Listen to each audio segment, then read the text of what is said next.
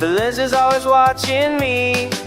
They think they know the block from a distance. They don't know. Until I showed him the file. True. And there I was, revealing my CIA. You see the memes, now he's questioning the system. There I was, revealing my CIA. He's sliding with the crew, now he's a fan. There I was, revealing my CIA. You see the memes, now he's questioning the system. There I was, revealing my CIA. He's sliding with the crew, now he's a fan. Was behind the glass, recording my life. I passed him the prints, showed him the rock. A knot in my belt, he didn't even care. The image in his eyes made him stop and stare. The memes in the folder, he seen the design. He realized the agency was crossing the line. No more reports on the kilos and nines. Now he's in the dark, peeling back the lies. He saw the global schemes, he started to realize the laws are just chains for the man on the street. Now he's dodging the sirens, moving with the heat. I told him about the snakes in the high-rise seats, how they feed his lead while they eat the treats. He stopped the recording, threw the tape away. Said the truth is a burden, I can't look away. He's in the black sedan, mask over his face, running from the language boys, leaving not a trace. We crossing 5th Street, entering the zone. He threw away his bags, now he's on his own, all alone. And there I was, revealing my CIA. He seen the memes, now he's questioning the sin. There I was, revealing my CIA. He's sliding with the crew, now he's a fan. There I was, revealing my CIA. He seen the memes, now he's questioning the sin. There I was, revealing my CIA. He's sliding with the crew, now he's a fan now.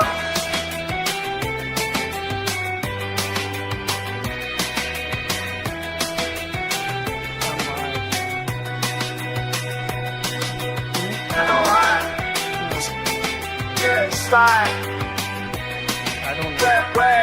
They might.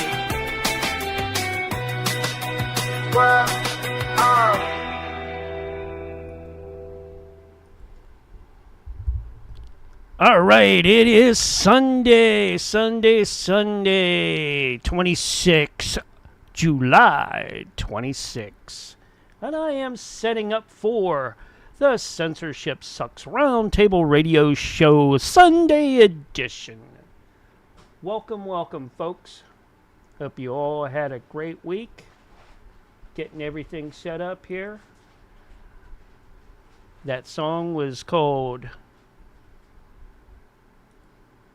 Agency Flip. Yep. And it was done by our friend David Hogg from Mines. So, we'll get this up and going here pretty soon. Making sure that all of the platforms are up and running. I'll be making a call over to John and the crew very shortly. Hope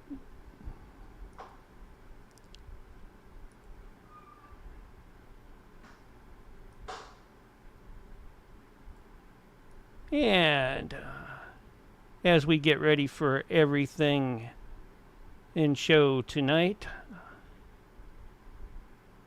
hope you're prepared for the week ahead of you. If not, well, we'll give you some giggles and laughs to go with that as well.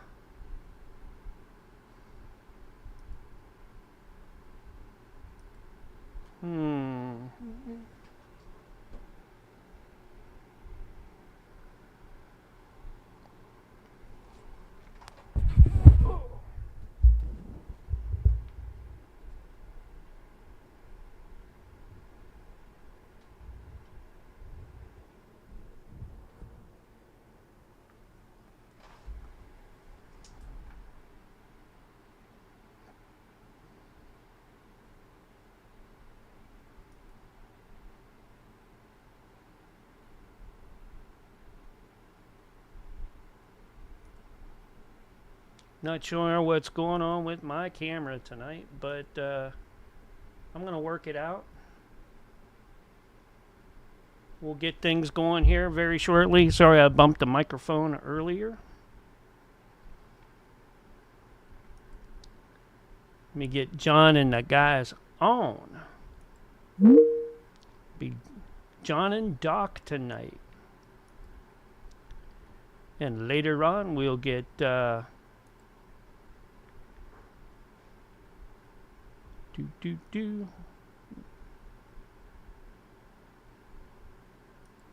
We'll get Doc 420 in here.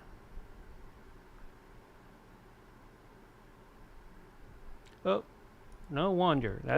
I got the wrong one. Sunday.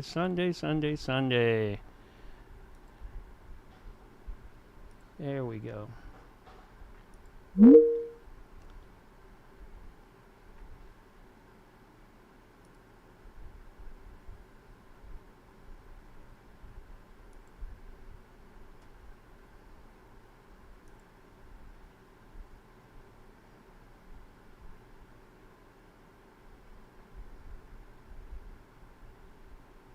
Hey, Mark. Hey, yeah, I clicked the wrong one earlier, and hey, guys, how's it going? Hello. Yep.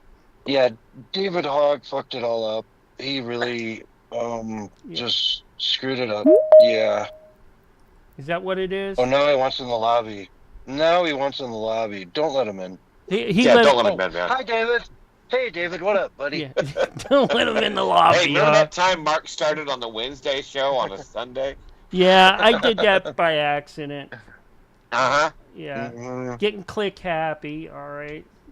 Well, you're going to hear about that for the next 6 months. It's the same way I get computer viruses, all right? So. Okay. Getting trigger happy. Trigger happy. Yeah. Yep. That Parkinson's will have you clicking that mouse before you realize it. Yeah. And okay. Oh. Uh-oh. There goes the picture. Oh. Yeah, I don't know what's going on. It's that Parkinson's. There we go. Uh-huh. I don't know. I mean, it was starting to do weird stuff like that earlier. You know, I don't know why. Let's see if it... There we go. No? Yeah, okay. I don't know.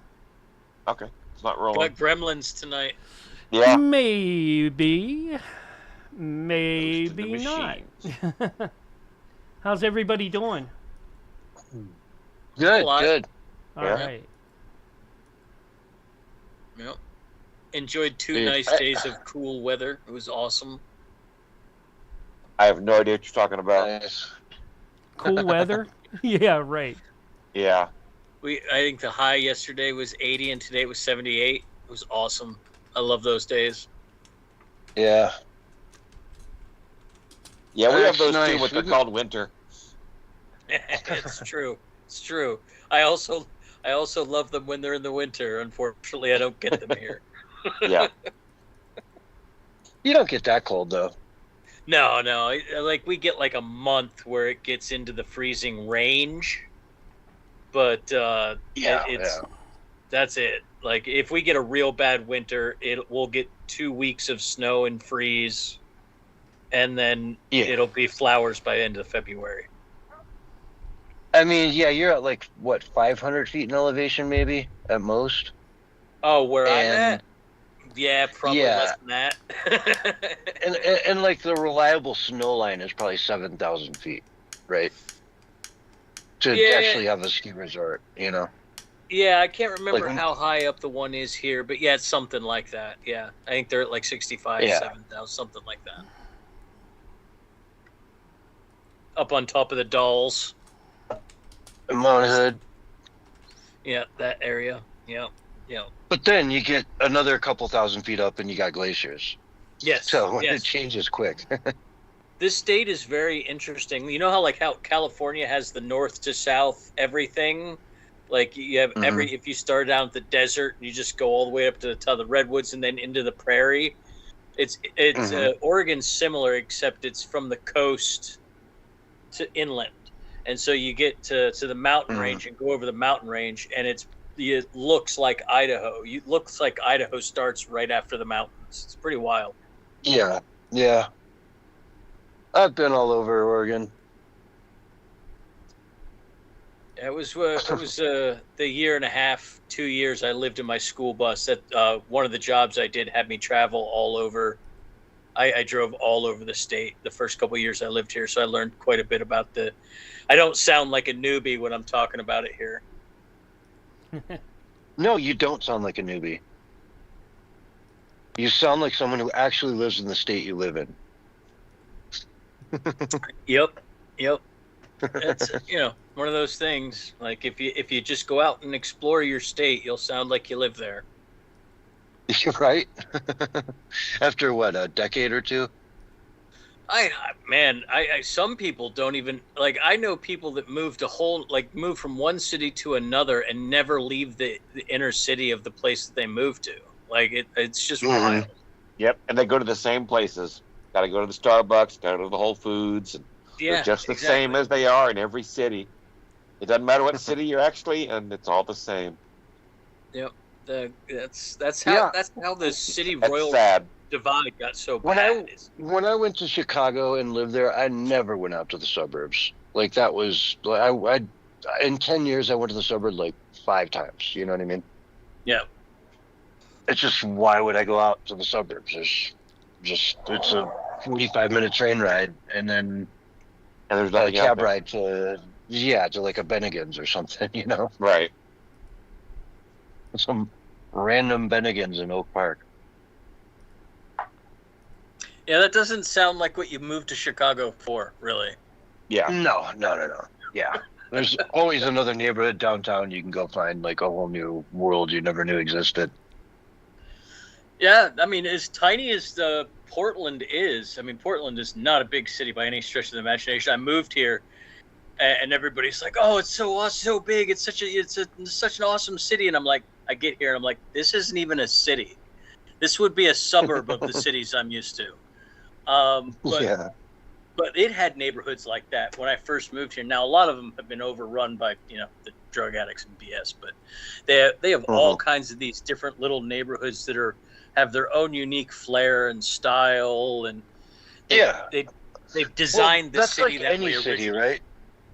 Yeah, that's like any city, really. Like, you're just gonna have it's one neighborhood after another, and like you can sort of live in that one little neighborhood and really never leave it or go explore the place. It's just whatever you want to do, man. What floats your boat? Yep. Yeah. Like Tokyo, you're walking through skyscrapers, you turn a corner, and all of a sudden it's like a little village. Yeah. Like, what the heck? Japan in general is just amazing. Have you seen these like videos they're talking about, these like $15,000 homes you can buy? In like, in rural areas in Japan, but they're like nice homes you can just walk into for like 10 grand. Right. Well, the walls are made of rice paper. Yeah, in some of them, yeah. Some walls are, sure, I'll give you that, but they actually looked, from the photos, they're like, these look nice, like they're not ratted out and like disgusting like you would expect in America from an abandoned home. Well, they don't have Section 8 in Japan. Yeah. Well, and they have a lot of villages that are just dying. Exactly. Yeah, they have a lot of dead villages that like just no one lives in them anymore. So you can just walk in and be like, I'll take the biggest house here, thank you. You're like live in a weird place where there's not a lot of people and just like they hate when Guy Jim come in and buy real estate. Yeah, right. Yeah. The Japanese are slowly learning that there are different levels of gaijin, though, because they brought in a bunch of Indian and Pakistanis to do low-level grunt work, right? And it did not go well. Yeah, apparently they're marketing some of these specifically to Americans because they're like, World Cup, good. Let's get Americans over here. Yeah, they're trying to shift their immigration policy away from other Asian countries to Americans, basically, and Europeans. Like trying to get the Caucasian gaijin in because they tend to assimilate quicker. Right. But I mean, I don't know why you would want to live in the countryside in Japan, though, unless you have like a remote work job. But if you're at it, you can do it. Right. like PewDiePie, you know, he can go in and buy like a whole little town and just kind of wall it off and live there. And now for Probably Starlink, you know, internet's not a problem. Yep. Yeah, right. You just keep weird hours because you want to upload. Well, you don't even really need to do that, honestly. Just upload, schedule the uploads, and go to bed. Right. As long as you're on a Twitch streamer, everything's fine. Yeah, if you're doing live stuff, you might need to tweak your schedule around to have some strange hours. But and you know, Japan has one of the coolest skiing scenes in the world. The one inside? Right? Like, well, no, I mean, they've got a million little family-owned resorts there that get like 300-400 inches of like really good powder every year and have like 1 or 2 lifts and, you know, access just incredible terrain. I mean, really, they're very impressive. These just tiny little resorts, and they're cheap, and you could ski one every day through a season and not even like touch what's there. You know, it'd take you like 10 years to hit them all. And then the Fox Sanctuary right next door. That's true. What is it? Hokkaido, I think, is the island on the top of Japan, and there's a ton of them up there. But also on the west coast, like further south as well, in the main, like not far from Japan, from Tokyo. There's a bunch over there too, that are more developed, bigger. Yeah, I mean, Japan has such great beauty, like in general, though. Like the entire that entire island chain has some of the most beautiful landscapes. It's a lot like New Zealand in that way. Like it's just so picturesque when you go out into the country there. Like with the mountains just go up into the sky forever. Oh, they have hobbits. Not in Japan. Sure they do. No, not in Japan. No. You ever been to Fukushima? Hey, watch your language, man. Oh, never mind. We're not actually live yet. Okay. No, but I've been to Okinawa. Yep. You got to go to the zoo if you want to Fukushima. Hey, watch your language. Been to Okidoki, Okinawa. There you go. That is, and believe it or not, when I was in Okinawa, that's where I got heat stroke. Ended up 10 days in a coma. Wow. Yep. It is hot and humid over there, I'll tell you that. Yeah.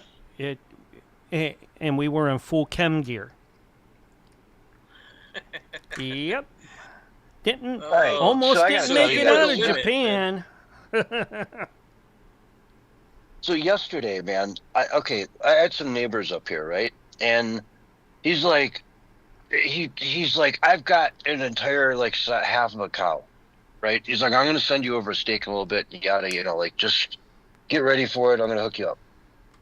And I'm reluctant, whatever, and all of a sudden I see his like 10-year-old kid walking over here, and he's got a raw steak in his hands, and I mean this thing is one of the biggest steaks I've ever seen. It's just like a side of beef. It's like, I swear to God, like 2 pounds of beef minimum, right? Nice.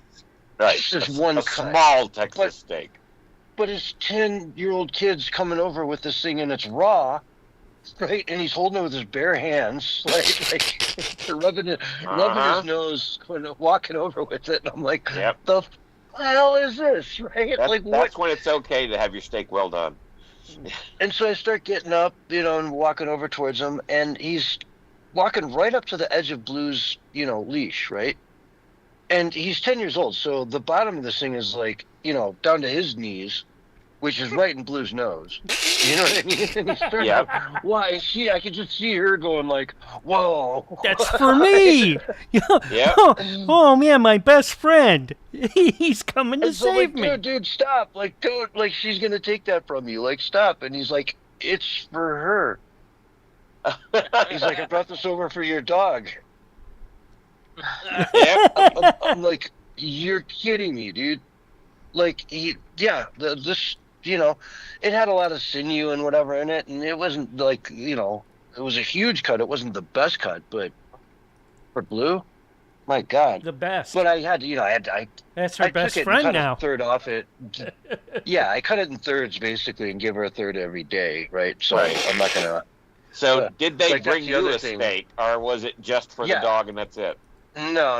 About a half hour Okay. later, they brought me over like a beauty. right. It was a beauty. Okay, Yeah. hopefully it wasn't the kid with his hands and snot and shit. No, Dad brought it over and the whole Okay. 9 yards. And I looked at it and I said, I'm never going to eat this thing. It's massive. Look at this. I'm never going to eat it. And I ate it. You ate I it. cleared the whole thing. Yeah. One sitting. Yep. Yeah. Just. Yep. I looked up and I'm like, is that it? Wait, I thought I had more. Did you get the meat sweats? Oh, yeah. The whole 9 yards. Okay. I also went to put some Worcestershire on it. And by mistake, I like took out the whole cap. And when I went to pour it on there, I just poured a ton out. You know what I mean? Like, Well, oh crap! First of all, you shouldn't be putting anything on a steak. That's Well, sacrilege. I meant to put salt a and little pepper. splash of it on there, but I ended up dousing it in it. And it was All right. still like it was actually incredible. It really hit the spot. But yeah, I mean, I know not to like destroy the thing. I just wanted to put a little splash on it and get a little, little dipper. So I got my steak and my bottle of ketchup. Well, that is a Trump classic.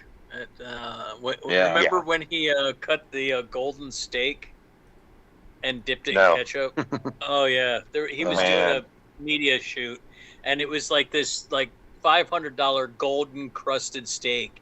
He asked for it well done with a bottle of ketchup. Oh my God! Well, I mean, at the end of the day, dude, it's a steak, right? Yeah, but man, no, it's a well-done steak is not a steak. You know, it's a shoe leather. Yeah. He's a master of that, though. Like, if it was well done, you do need ketchup.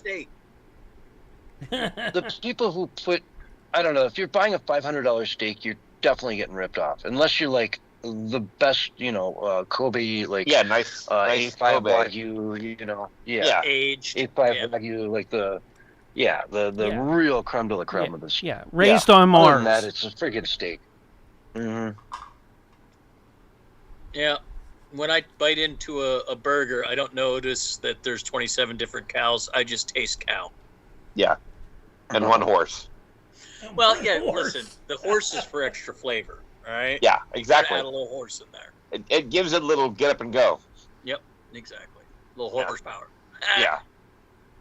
Hey, I'm gonna open the story tonight with some that thing about the gay pride thing in Berlin in the van, the autonomous van that drove through and killed everyone.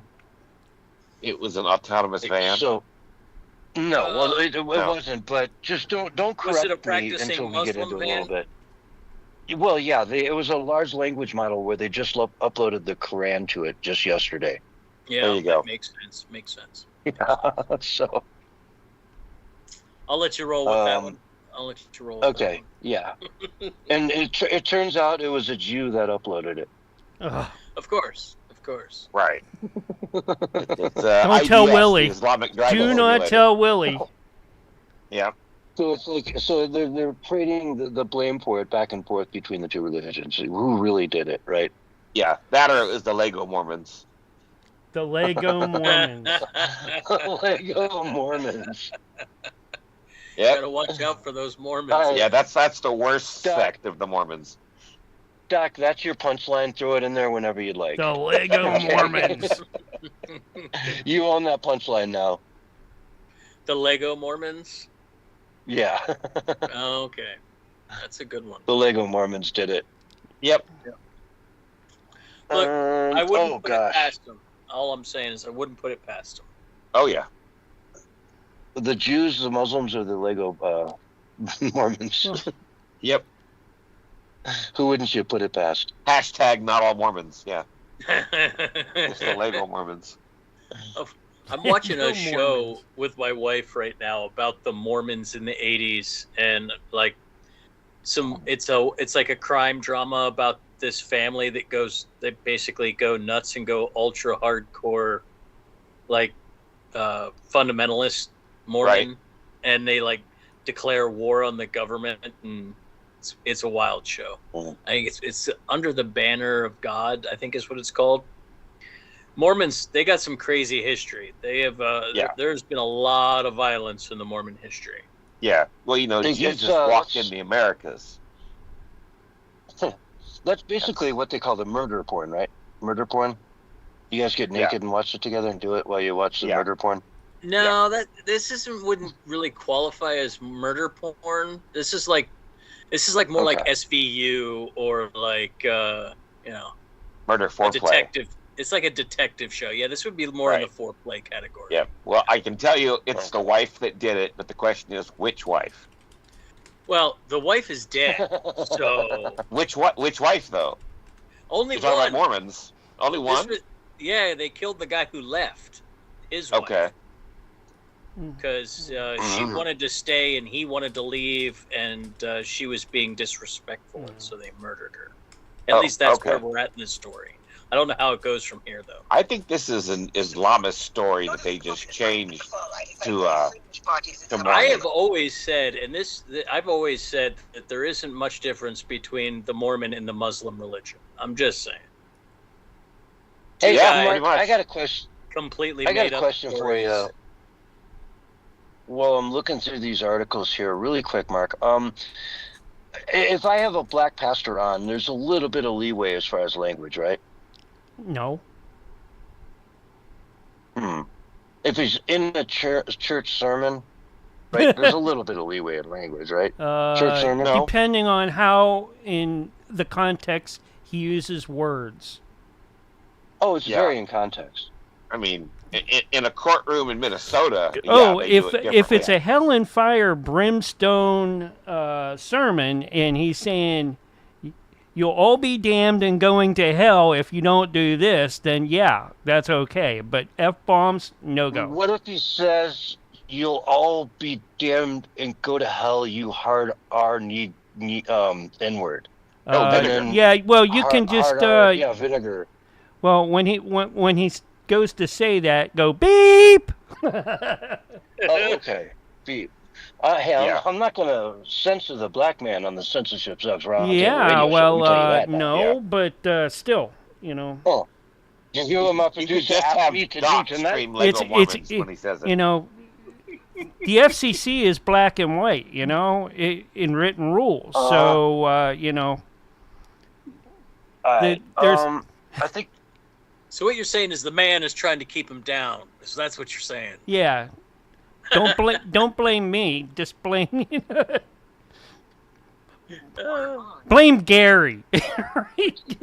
It's always Gary's fault. Now, Gary. Yep, it's true. Let me play some of this. Take your headphones off and let Bob listen from now on.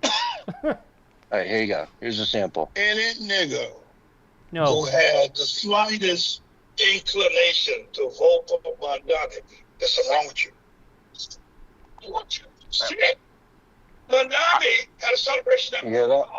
Yeah, I can barely make it out, but okay. No niggas. Here's a man that hates. Okay. He just drops the N-word quite a lot. That's all. Yeah. I suggest you play it because it'll free up a couple of hours a week for you. Yeah. Yeah. It'll give me something else to do on a Wednesday. Yeah, exactly. On a Wednesday or a Sunday? On a Sunday, yeah. Sunday. Might free up both Wednesday and Sunday nights. Oh, man. Oh, he gave you know. Have you guys heard that speech? Though it was brilliant. No. Well, he's just like. I will say this. All right. What I can't think of his name now. He gets fired up. He's like, you know who I'm talking about. He's a pretty old pastor. Not Willie. He's got his own shows and that he does. He's a black pastor as well, but he comes out and he's like white power and everything like that. Like, really? Oh, Jesse Peterson? Jesse Lee Peterson. Yeah, I love that guy. But you're a mama's boy. Amazing. Amazing, yeah. Now, No, amazing. There's no ing. Yeah, no G. I love that guy, man. He's funny. Oh, he is, yeah. He's like, what? You're mama's boy. He's almost like Levin, all right, with shut up. Get off my line. I'm like, okay. But we're going to get ready here to, yeah, I guess you can play it, you know. Kick David Hogg out of the room. We're getting ready to. We got another minute. You got like flat earth and what's the other, ranch dressing to say yet? Mm-hmm. We'll put ranch dressing on the flat earth. Yeah. Oh man, that might be good. Flat ranch dressing, yeah. Flat ranch dressing. I don't think ranch dressing with bubbles would be any good. Carbonated ranch. Think about it, man. I mean, you know, Willie's doing cockroach ranch, so, you know. It's probably a soda flavor in Japan by now. It probably is. Oh my God, I'm just picturing a ranch-infused hot dog, warm hot dog. But when you cook it, the end splits out and all the ranch shoots out. No. Yeah, that's kind of gross. Yeah. That's how you know it's done. When the end opens out and all the ranch shoots out. Yeah. That's just terrible. You have a little ranch juice on your lapel there. Oh my God, that's funny though. Yeah. Ridiculous. Guys are nuts. Oh, pardon me. Pardon me, man. Oh, God. Do you have any Grey Poupon? That's how you know it's done. It'll hit you in the face. Yep. It'll let you know. Yep. Willie's Money Shot Hot Dogs. No. Oh, that's a good name. No money shot hot dogs. Yep. There's Down in the glory hole. Yep. I'm trying to think of some tie to homosexuality and ranches, like No. Brokeback Mountain or I don't know, ranch, Brokeback some Ranch. gay ranch reference. Raw Dog and Ranch. Hot dog ranch. That would definitely go. be really gay. That would be Really? super gay. Yep. Yeah. Okay, guys. Oh God, I don't know. That's funny. Okay. Well, Oh. let's switch rooms and get ready. All right. I'll see you guys on the flat earth. See you later, David. All right. See you on the other side. That was the pre-show for Censorship Sucks Roundtable Radio Show. Getting them going here in a minute for the top of the hour, where we do the real show, and it'll be a 2-hour show with John and Doc.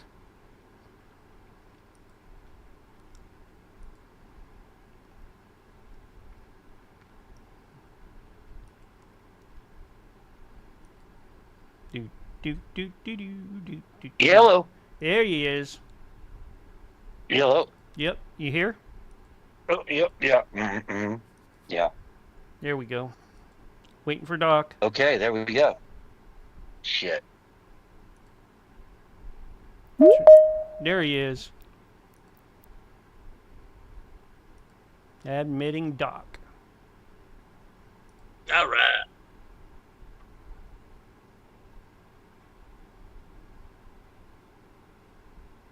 Yeah, and we're starting off with Berlin tonight, yes? Yeah. Because a van drove in. I got the title right here. Van drove into Pride's Parade. Why would this van do this? Anyways, 30 seconds. We'll get you guys going a little early tonight. That's fine. Is it though, Mark? Yeah, it is for me. What do you Is it think, time to David? go to the You think bathroom? it is? Yeah, you have time. Okay. Number 1 or 2?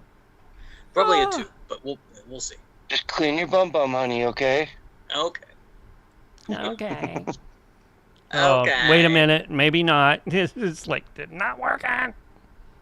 Uh-oh. But I'll get Oh, it God. going. Did you push the button?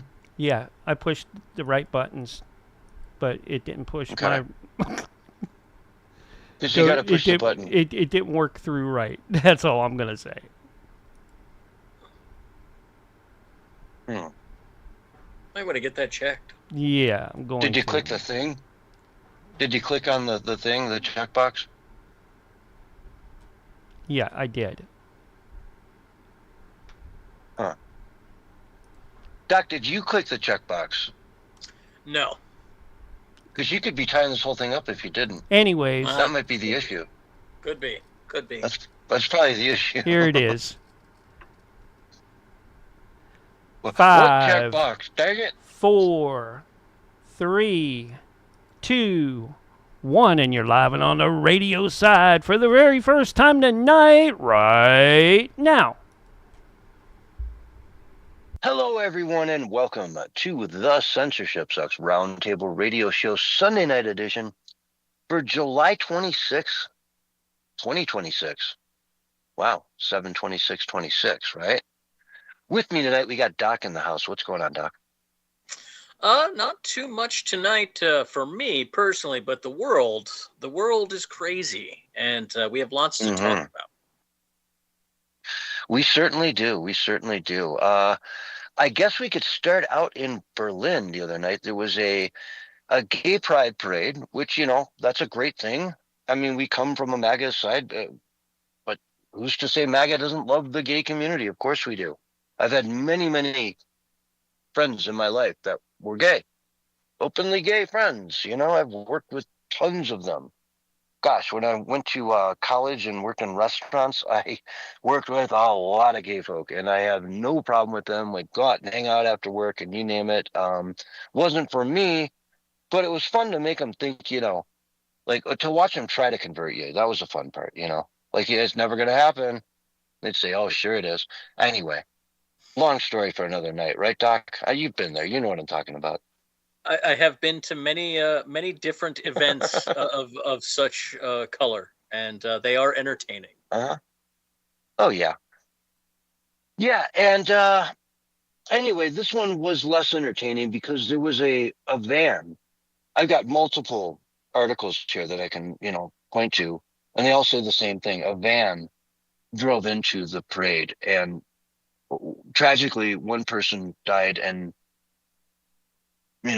a couple dozen maybe were injured. I saw numbers at 16. Now I'm seeing them in the 20s that were injured in one way or another during this event. Some, major injuries, others obviously minor, but real tragedy. This seems to be happening with more and more frequency. And, it's just sad whenever we see something like this. But what kicks me is, why would the van do it, Doc? I don't know. I mean, maybe the van was, traded in by a gay couple and didn't enjoy being traded in. I don't know. It's hard to tell when a van gets radicalized. And I assume when we're talking about a van doing this, it means it's AI, right? It's got to be autonomous and all of that. So you got to look at the language model they're using, right? That would be a key component for sure. I mean, if it's coming from the wrong place, it could have the wrong ideas. Exactly. We've all heard of those stories with the autonomous vehicles that are going down a mountain road, and it's got to make a split-second decision to either launch you off the cliff to certain death, or maybe risk a head-on collision with a bus full of kids where some of them could get injured, maybe even die. So the AI makes that split-second decision to shove you off the cliff. God forbid any of the children get hurt, right? Whereas you as a person might decide to take the head on with the bus because you don't want to go off the cliff. So, AI has got these different, these conflicts. It's like the guy on the railroad, you can change the tracks and it'll kill 3 people or, that whole thing. It's like that. They got to make a million decisions. Yeah. And so how do you train it to do the right thing? Well, perhaps this one was trained on the Quran. Well, that's what I'm getting to. It actually turns out that they were trying to instill, the religion of peace into it. And it turns out the day before this tragedy, the large language model had the Quran fed into it. And a lot of people are now blaming the Muslim community for that, or the Islamic religion for this AI model going off the rail and maybe, creating this tragedy where someone actually, perished because it was introduced to the Quran. So it's interesting. Now, in response to that, some people in the Islamic community have pointed to the fact that the engineer at the software company who actually uploaded the Quran to the large language model was a Jew. Well, that's going to complicate things, isn't it? It's a conundrum. They're really having a hard time blaming the Jews, blaming the Christian, because it turns out the majority shareholders in this company that did this AI model are Christians. So it's really, there's fingers pointing everywhere is what I'm saying. Well, a lot of fingers to go around, it sounds like.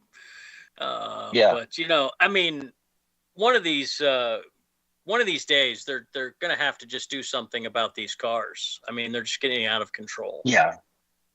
The van, a couple of years ago, we had another SUV, I think it was, drove through a Christmas market in Wisconsin. Yes, I remember this. Yeah. Yeah. It's wild. It's wild to see these types of things happening, more and more regularity, folks. And it's always the car that's doing it, never the driver. Yeah, maybe they're Decepticons. Perhaps it could be. They are Decepticons, perhaps. More than meets the eye. More than meets the eye. That's all I got to say. Yep. Definitely. Definitely. Yeah, it's wild how they do this with the headlines. It really is wild how they do that. Yeah. They completely obfuscate that there was any human being involved whatsoever. Exactly. And only in one circumstance. Only if this guy was a fundamentalist Christian, whatever, the Lego Mormons, if he was one of those, then they're going to be like Lego Mormon mows down gays, right? Or Christian mows down gays, radical, a Jewish guy mows down the gays, but if it's a Muslim, it's the car did it. The car did it, folks. That's why we were kind of tongue-in-cheek about all that. This is a very serious topic, but I wanted to kind of bring some humor to it because, my Lord, the van didn't do anything. It was the driver, the fanatical Islamist. There's a 0.01% chance he saw his ex-boyfriend in the front and just said, heck, I'm going to mow through everybody, But in reality, he probably just said, hey, this will get me into heaven, lickety-split, 72 versions, let's go. Well, and I also read, and I don't know how true this is because, fog of war with these things, they obfuscate so much. But from what I understand, the guy that did this attack was already identified. He had left the country, went to a terrorist training camp, was identified as a terrorist threat. They arrested him and brought him back to Germany to put him on trial. And then somehow he got let out. That makes perfect sense. That's Europe to a T right now. We look at what's happening in England right now, and we can see it because they speak English. In Germany, they obviously speak German. And so we can't really follow their podcasts. They're Lotus Eaters. I'm sure they've got a Lotus Eater in Germany that is doing exactly the work that Carl Benjamin and Tommy Robinson and all these people are doing in England, but we just don't see it. So all we get are the headlines of the back end of all this stuff. You know what I mean? The AFD, they're looking to ban the AFD from running. And any I've got the article over here. They're looking to ban them from the next election. Yep. Straight up under the fact that they're saying, well, these guys are radical, so we need to ban them from running. Gestapo tactics. German state starts banning AFD candidates from running for office because they might win, right? From Gateway Pundit. And it goes into great detail here about who, what, when, where. But that's the point. The government is trying to ban these guys for being too radical when they represent a party with 25, 30% support in a multi-party country where they've got 10 different parties out there. They're one of the leading groups. Well, yeah, but when you resist the great European Union's desire to remigrate all of North Africa into Europe, that draws the attention of the people in Brussels, and they don't like that. They don't want you causing waves in their master plan to replace all Europeans. I mean, at least it seems that way from an outsider's perspective. Like anytime any group within France did the exact same thing to their right-wing party that had started winning some elections. They banned them and put a bunch of them in jail. Mm-hmm. I mean, it's Europe is basically becoming, the European Union is basically becoming a Soviet-style conglomerate rather than actual separate countries who have their own a national identity and will. It's pretty wild how crazy things are getting in the EU. It is, man. It is. It's really crazy to watch. We've got Andy Burnham now, rising to power as the new Prime Minister of England. Keir Starmer has been kicked out to the street, to the sidewalk, where he can now, relax and bill $1 million a month to, all his old constituents and his interest groups and whatnot. But Andy Burnham's coming out talking about 10-year plans. Homie ain't going to be there 10 months. Well, I mean, they go through prime ministers over there faster than I go through, socks. And he's a hard left Marxist too. He's going to try to do a bunch of stuff that will just absolutely destroy England's economy. Uh-huh. Like Zohan is doing over here, Mamdani in New York, and all the craziness everywhere that we see. This New World Order, this World Economic Forum, socialist ploy, is getting so much traction, it blows my mind. Who would have ever thought that these people would be able to get so much power in England, in France? I mean, France has put a fork in it, right? Spain that just, gave asylum to 1 million people, and then another 1 million instantly came over. Yeah, right? something like that. I'm seeing Spain has some sort of like an enclave in Morocco, right? Like a little tip of a peninsula that they control. That's considered Spanish land. And every now and then the migrants, from Morocco will just bombard the fence, knock it down, and I don't know, 100,000 of them come in. And as soon as they're there, they're on Spanish land. Boom, they might as well be in France or England or whatever, right? Doesn't matter. And you see that happening now. You see this whole thing coming together to just collapse in on itself. And this is not the first time that Islam has made a major advance into Europe. Right? Now it happens repeatedly. Yeah. Yeah. Vlad the Impaler. Have you ever heard of him? Right, folks at home? Vlad the Impaler. Look him up. You've got the Inquisition, right? The Spanish Inquisition. You've got the Crusades. You've got time and time and time again in history, so many of the battles, the Moors, so many of the battles that you've heard about is the same thing that's playing out today, except for today, they're welcoming. And Doc, you see it all the time, man. All military-aged men coming over on boat after boat after boat, on wave after wave after wave.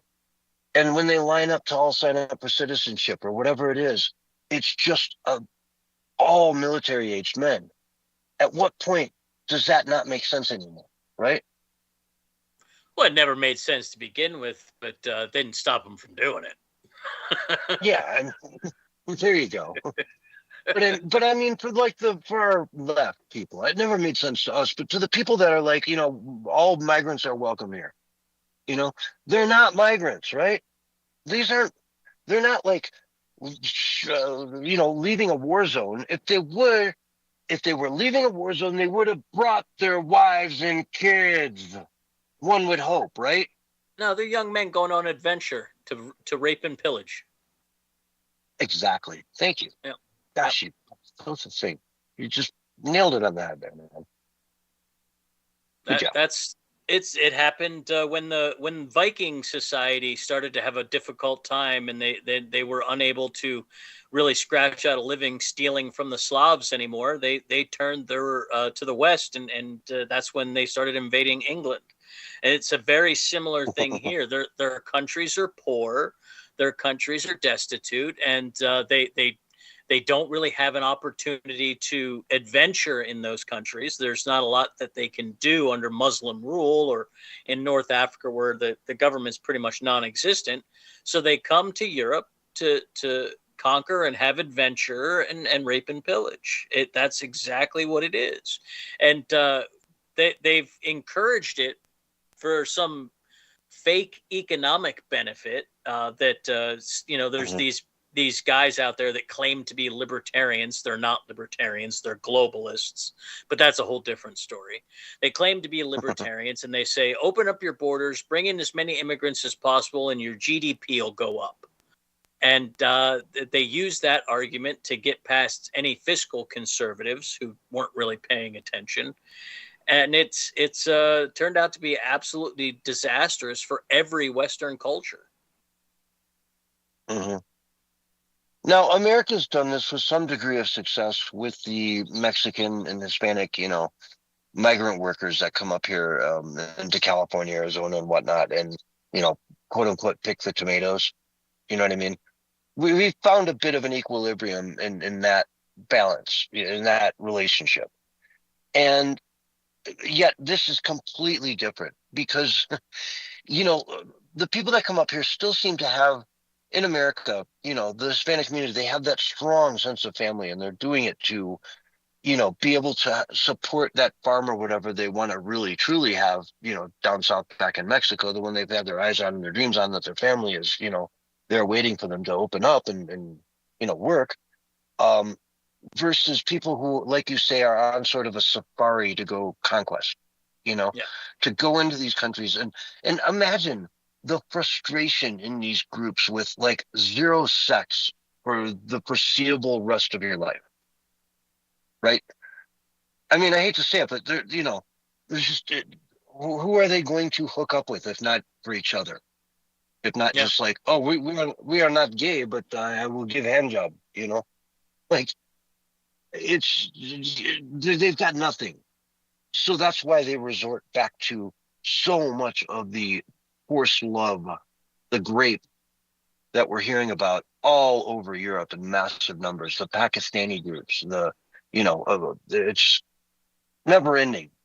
You all of a sudden you hear these reports that like suddenly the Netherlands are like the rape capital of the world, and you're like, what? The Netherlands? I thought that was one of the safest places in the world for women. It used to be. Sweden? What?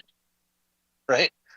I saw the U.S. just put out a travel ban on, a travel warning on Brussels and Belgium specifically, saying, hey, it's now a level 2 concern. There's a lot of petty crime. Don't take a lot of cash with you. Don't take all your credit cards. Stay away from, large, things along those lines. About Belgium, which is where Brussels is, which is the head of the European Union. This tiny little country somehow rules all over the continent, and yet look at their own backyard. It's a mess.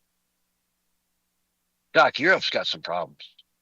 Yeah. Well, I mean, unfortunately, if things keep going the direction they're going here in the United States, there's several states in this country that are going to have the same problem.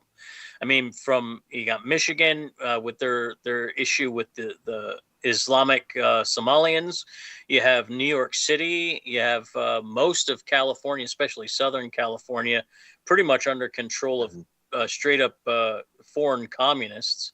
And then you have these various pockets all up and down the West Coast of just this absolutely absurd leftist behavior, who they have no interest in cracking down on illegal immigration, and the type that we're talking about here in the United States is generally gang members that come from South American and Central American countries to run game for their gangs up here. It's a different type of pillage, but it's the same idea. They're not coming up here to be legitimate American citizens, and it's not like all this 20 million that Biden imported are interested in assimilating. These people came here because they were promised money and fortunes. That's why a lot of people had to pay money to get here through the system, is because they were being promised tons of stuff on the other end. Whether those things were true or not is kind of irrelevant. They were promised all kinds of free stuff, and they came for that reason. And that's the big problem. It's trying to have a legitimate immigration system when you have a wide open border and anybody can come in, and free giveaways to anybody who can claim asylum. Which route are you going to take? Are you going to take a legal route that takes 7 to 10 years? Or are you going to just come across the border and get your free stuff? Yeah, exactly. I got to say, man, if I was growing up in Guatemala and, I'm 20 some years old, if I could get to Dallas, Texas, forget about it. Even if I'm here illegally, just forget about it. I'm racking up the money. I'm going to, send it in a bank account and sock it away and go back home with, 10, 15 years salary to my average, compatriot down there. Easy peasy, right? Who wouldn't do that? Well, of course you'd want to do that. And, we should, to a degree, welcome some of that, right? We don't want everybody to come up here and just send every penny they make back to their home countries. You know what I mean? But we should encourage some of it because, again, we are a wealthy country and we've done it forever, man. We've had these migrants coming up into California and Arizona, as I mentioned before, working seasonal jobs, and it's worked out, right? And some of that is good, but just wide open, Joe Biden style, rampant 20 million every 4 years, not going to happen. And the DSA, let's get into the DSA a little bit. The Democrat Socialists of America. Think AOC, think the Squad, right? Think the radical far left. I mean, the nut jobs out there. They are taking over the Democratic Party. AOC is the number one frontrunner right now for 2028, right? With 22% of the poll. Buttigieg right behind her at 21%. And I'll get to him in a minute. But these guys are nut jobs. The co-chair of the DSA, Megan Romer, went on Fox News Sunday. And the host, is that Shannon Breen, I think, asked her, she said, I want to ask you a series of questions, right? Abolish the Senate. True, Romer replied. Replace the presidency and Supreme Court as we know them. And she replied, yep. Abolish ICE. Absolutely. Abolish borders and give amnesty to anyone in the U.S. illegally, she asked. Quote, as long-term plan, yep, Romer replied. Defund the Pentagon. Absolutely. With a laugh, as though the question from Bream could even ask that, right? Bream asked, abolish prisons, at least in large part, Romer said, as part of the long-term program, yes. Government or public ownership of most large corporations, she said, yeah, absolutely. This is a wild, crazy, lunatic base. Think about those. Abolish police, abolish borders, abolish prisons, get rid of the Pentagon. Government, public ownership of large corporations, right? These are socialists. That sounds lunatic, but they're socialists, so it's not lunatic. This is what they signed up for. AOC is the leading contender on the left for the president. And she's was qualified by a year and a half by age. She's like 36 and a half when she's, going to run. Unbelievable. God, Doc, this ticks me off, man. What do you think? Yeah, I mean, I'm sure everyone my age and older is absolutely scared to death of these people be coming in power. I'm absolutely certain of it. Unfortunately, everybody younger is, either of one of two minds. Either they are completely on board with socialism and have bought into the idea that somehow you can redistribute wealth and it'll work out this time. Or they're on another side, which is like, well, we tried to fix things and it didn't go the way we wanted it to. So now let's just vote the socialists in and break it. And that is going to be the battle. That is going to be the battle. You can't scare kids. And when I say kids, I mean 18 to 35-year-olds. So you're not going to scare that group of people with the socialist talk. It's just not going to scare them into not voting for Democrats. They live in a system right now that squeezes them as bad as any socialism has squeezed any wealthy country. Just look at what Europe's going through. All of our young people are feeling what the young people of Europe are feeling. They are competing for H-1Bs and all their jobs. They went to college and are in tons of debt, and now they can't find work. They have no future prospect of owning a home. Half the men haven't had a date in 2.5 years or more, something like that. It's a wild number. Like 60% of people in that age group aren't having sex at all. They're delaying children. The more women in their 40s are having children than teenagers. Like, the world is completely different for young people than it is people who had a chance to get on the ladder before the COVID money print happened and everything went up 30% in price.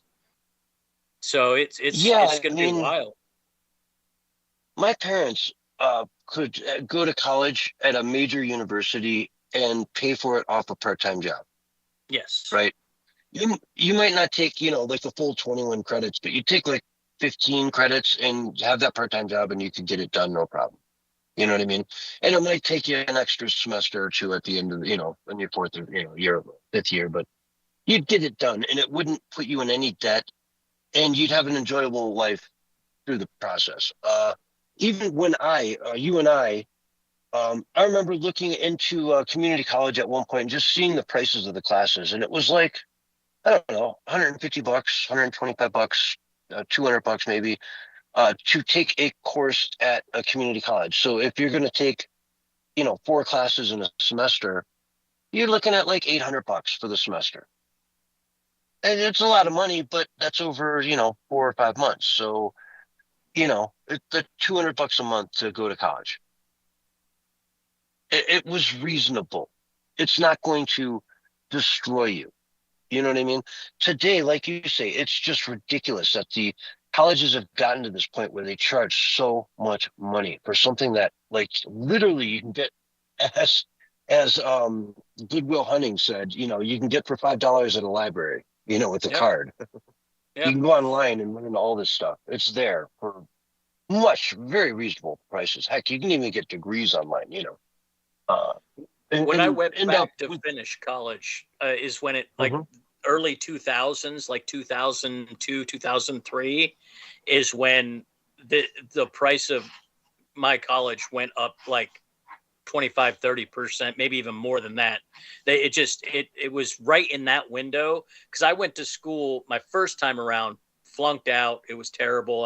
I wasted a bunch of time drinking and didn't go to class, and went back several years later, and it was okay at first, but then the prices just kept going up and up and up. The cost just exploded out of nowhere in the early 2000s. And the books are like a crime. That's a straight up crime scene. Yep. I mean, it's a straight up crime. Every bookstore and every college is a crime scene that you just got to go investigate. To pay $200-$300 for a book, right? It's just ridiculous. And 9 times out of 10, the professor wrote it or one of his friends wrote it. And that's why it's there. No one else in the world is going to buy that book. No. But I digress. we get into the DSA and we're talking about all this stuff and how the kids don't get it. And Yuri Brezmenov brought this up so long ago when he says it takes 15 to 20 years to demoralize a generation, to get them so indoctrinated into the demoralization that everything, it's called critical theory, folks. You criticize everything. Be critical of everything in society. Teach kids how to look at everything with a critical eye so that when they see something, they can blame it on someone. They can find the flaw in it. They don't see any of the good in it anymore. They just see the bad, and then who is to blame for the bad? Cis white men, old white men. Always, always, always. Right? Even though we make up, 1% of the population of the planet, the blame for everything. You know? Yep. Alan Dershowitz just came out the other day and did an interview with I don't even know who this guy is. But he came out and basically said, look, the Democratic Party is dead in the water. They may win this midterm election, and if they do, and I'm reading from a quote here, it will make it harder. And I'm, as an old Democrat, I'm trying my best to prevent the Democrats from winning in the midterms. I want Republicans to win in the midterms. I don't want AOC to be a chairman of a department. I don't want Liz Warren to be a chairman of a committee. I don't want Bernie Sanders to have more power. The only way to do this is to vote Republican. Now, I don't agree with everything in the Republican platform, and I'm not happy with some of the policies they have, but you pick between the lesser of the two evils. And there is no question in my mind today, the Democrats are the evil party in America. They're very similar to what we saw in Germany in 1932. Some of them, not all of them, you get the person like Fetterman. If he were the Democratic Party, I'd become a major contributor. But he's not the Democratic Party. And he, in fact, said yesterday he would quit the party. He himself, senator from Pennsylvania, would quit if they became the anti-Israel party, which they're becoming. They have Trump derangement syndrome. Anything Trump does is wrong. Anything against Trump must be right. That's not in the interest of American people. And so I'm proud of my leaving the Democratic Party. I'm proud of joining the Republicans. Alan Dershowitz, a lifelong Democrat. We've also got Van Jones coming out and talking about these people taking a turd in the punch bowl. Oh, they have a big open tent, but they're not going to let people come in and start pooping in the punch bowl and calling them ice cubes. And he specifically is talking about undo the presidency of the United States. Make it an appointed office from the House that sits under the House. Getting rid of the Supreme Court or revamping it, like Pete Buttigieg was just talking about the other day. He wants to turn it into a 13-person committee, and they all have expiration dates so that different parties can have equal opportunities to appoint people into the Supreme Court and yada, yada, yada. No, the Supreme Court is the way it is. Congress, Senate, presidency, executive branch, divisions of power, equal division of power. That's the way America was made. That's what makes America, America. The Bill of Rights. Start talking about getting rid of the Bill of Rights, Democrats. Start talking about it. And I'm talking to you, all you Democrats, because you all now have to defend someone like Buttigieg or AOC, who combined make up 40% of the top two people represented for your highest probability of becoming the president. Out of 20, 30 people, those two combined, 21 and 22%, make up, 43% of you Democrats. We're choosing them, Democrat socialists, to run your parties, to run America after 2028. And I'll tell you what, we're not going to stand still. We're going to throw this in your face, and I can't wait to see AOC go up against a J.D. Vance or a Marco Rubio in a presidential debate. You'll get eaten alive. Ron DeSantis will own you and your children's children and your children's children's children. It will be a massive joke. Oh, man, Doc, come with me, man. What do you say? Look, I feel like the Debbie Downer. I just, none of this actually affects the group of people that the Republicans need to get them to vote for them. The people that Trump got to come along are not Republicans and they're not Democrats. They are some sort of new, very radical, reactionary kind of individual. They don't see either party of any of value. They haven't seen the American system work for them, and they haven't really been in the political system because they don't see it actually doing any good. And so it's such a hard thing to focus on. But what we need to do is, instead of rallying against socialism, we need to acknowledge the failures of the system and how we've let socialism already creep in, how we've let social welfare to the corporate elites and to the bottom 5% hollow out the middle class. We need to focus on what people are hurting for. And as long as Trump is focused on Iran and whatever's going over there and that nonsense, and he's sending out people to attack the socialists, the winning message is being completely suppressed. The winning message is, we know it's bad, and we got to actually do these things, lay out what you have to do to fix it, and then do it. And unfortunately, we have a Republican Party that is more interested in supporting what Israel wants than what the American people want, at least in this particular moment in time. Well, the Republican Party is just a I mean, the Democrats right now are pointing to the Republicans and they're saying, we can't let what happened to the Republican Party happen to us. And they say it was the MAGA nut jobs on the far right that got Trump in there and destroyed the party, right? And they're looking at that and saying, we can't let the Democrat socialists do that to us as the Democrats. And I find that a very interesting proposition because, the real core of the American people, the 70-some million that voted for Trump, are just literally, we hear MAGA and we think, yeah, man, it used to be better in the 90s. I'm not talking about the 40s or the 50s or, the Klan or any of that crap. I'm talking about, when Paul McCartney and Michael Jackson put out Ebony and Ivory. Or no, who was that? That was Stevie Wonder. Ebony and Ivory. We were just in such a beautiful place at that point. I was watching an old Super Bowl performance from Michael Jackson, and he went through a bunch of, songs. And then he, remember that song, You Can Be My Brother, It Doesn't Matter If You're Black or White? Yeah. That just, I was watching that Super Bowl performance, not realizing, what a great time in racial relations that was. And I think, we had Boy George was at the top of every, list of top songs, Culture Club, right? Queen. If you couldn't figure out that Freddie Mercury was gay, then I don't know what to tell you, buddy. Right?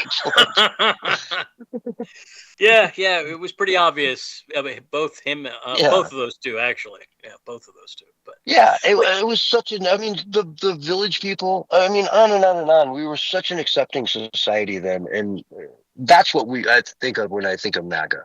To get back to those days, to get back to the Reagan, success with the economy and yada yada. The problem is that the people that we need to get to vote for that ideal are not old enough to remember that world. They don't know that world. Yeah. And that is the problem. The boomers, by 2028, are going to lose their top spot in the most number of voters to millennials. And millennials that are basically 40 and younger really have barely a fleeting memory of the 90s.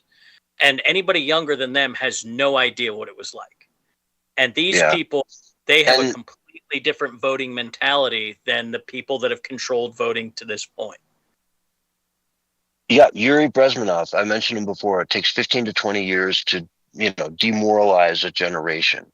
Yep. And, he said that way back when. It took, as it turns out, a couple generations to demoralize the teachers and the colleges and the whole system from top to bottom, so that now they truly, every kid in America pretty much goes through a demoralization programming through their entire education system, so that when they come out, now we're set up and ready for stage 2, which is the tragedy, the shock to the system.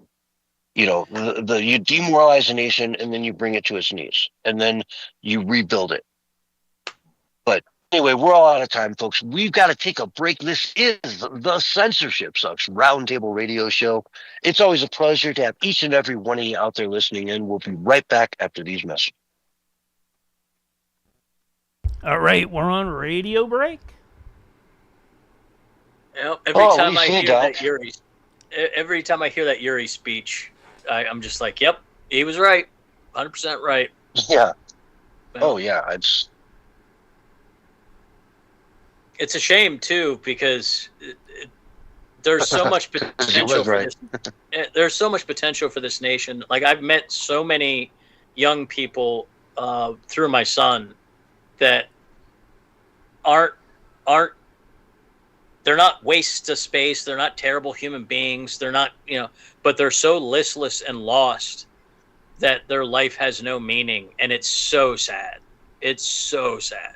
Like, and you can't really talk to them about it, because they just, especially here in Portland, if they're anywhere near a conservative thought of any kind, they're immediately demonized. So they got to keep all of that stuff inside. It's pretty horrendous.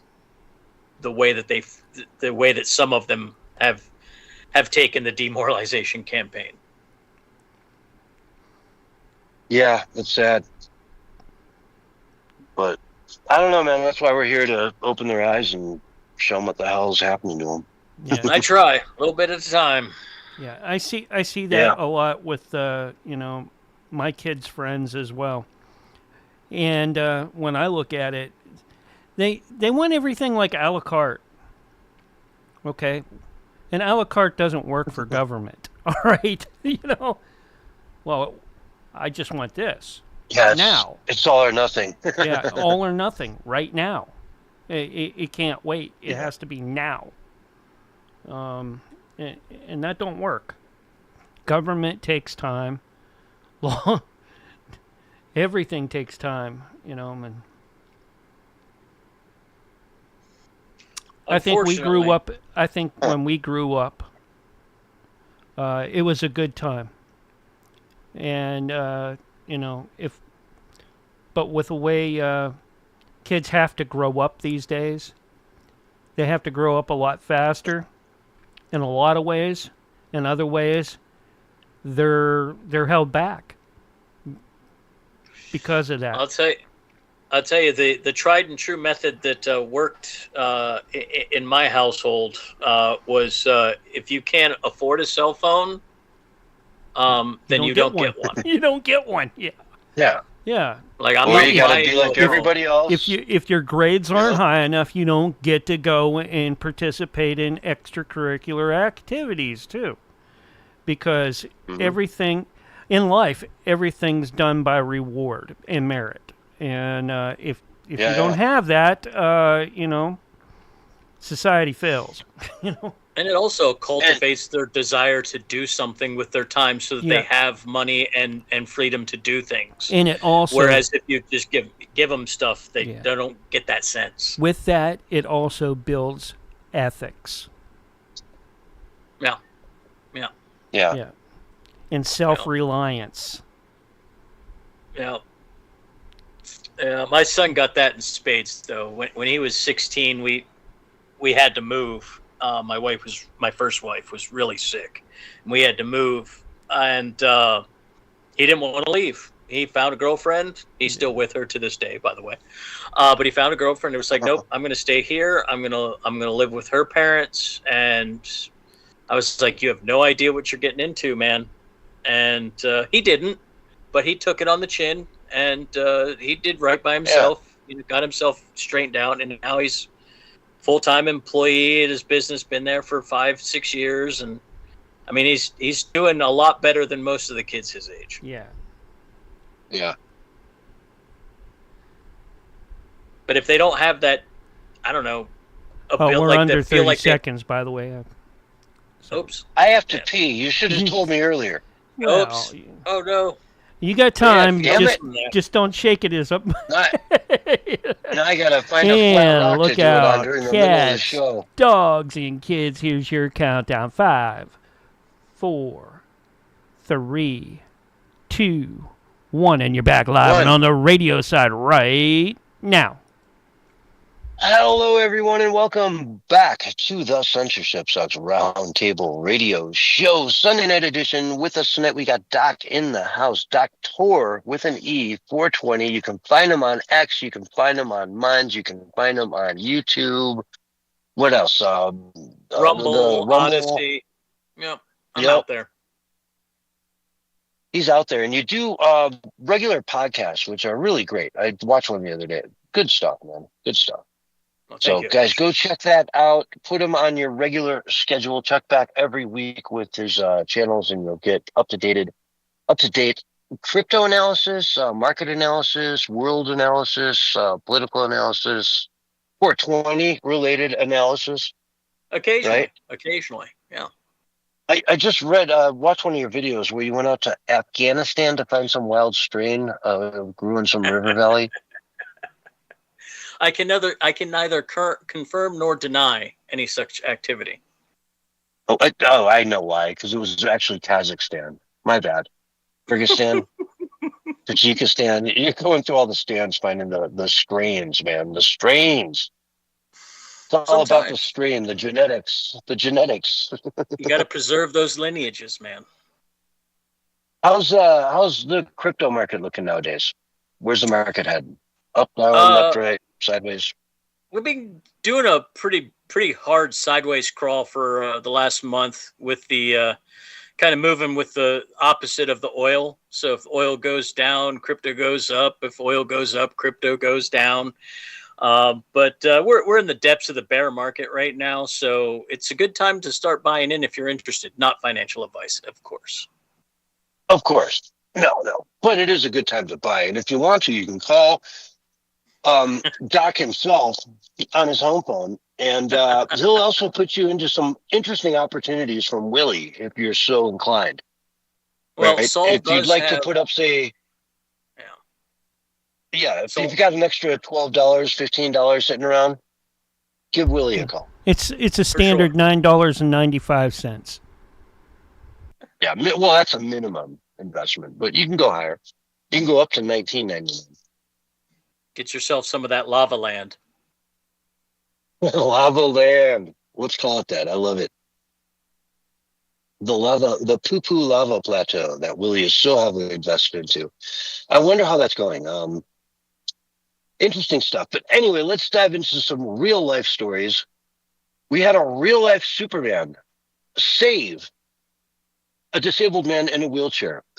The video is live.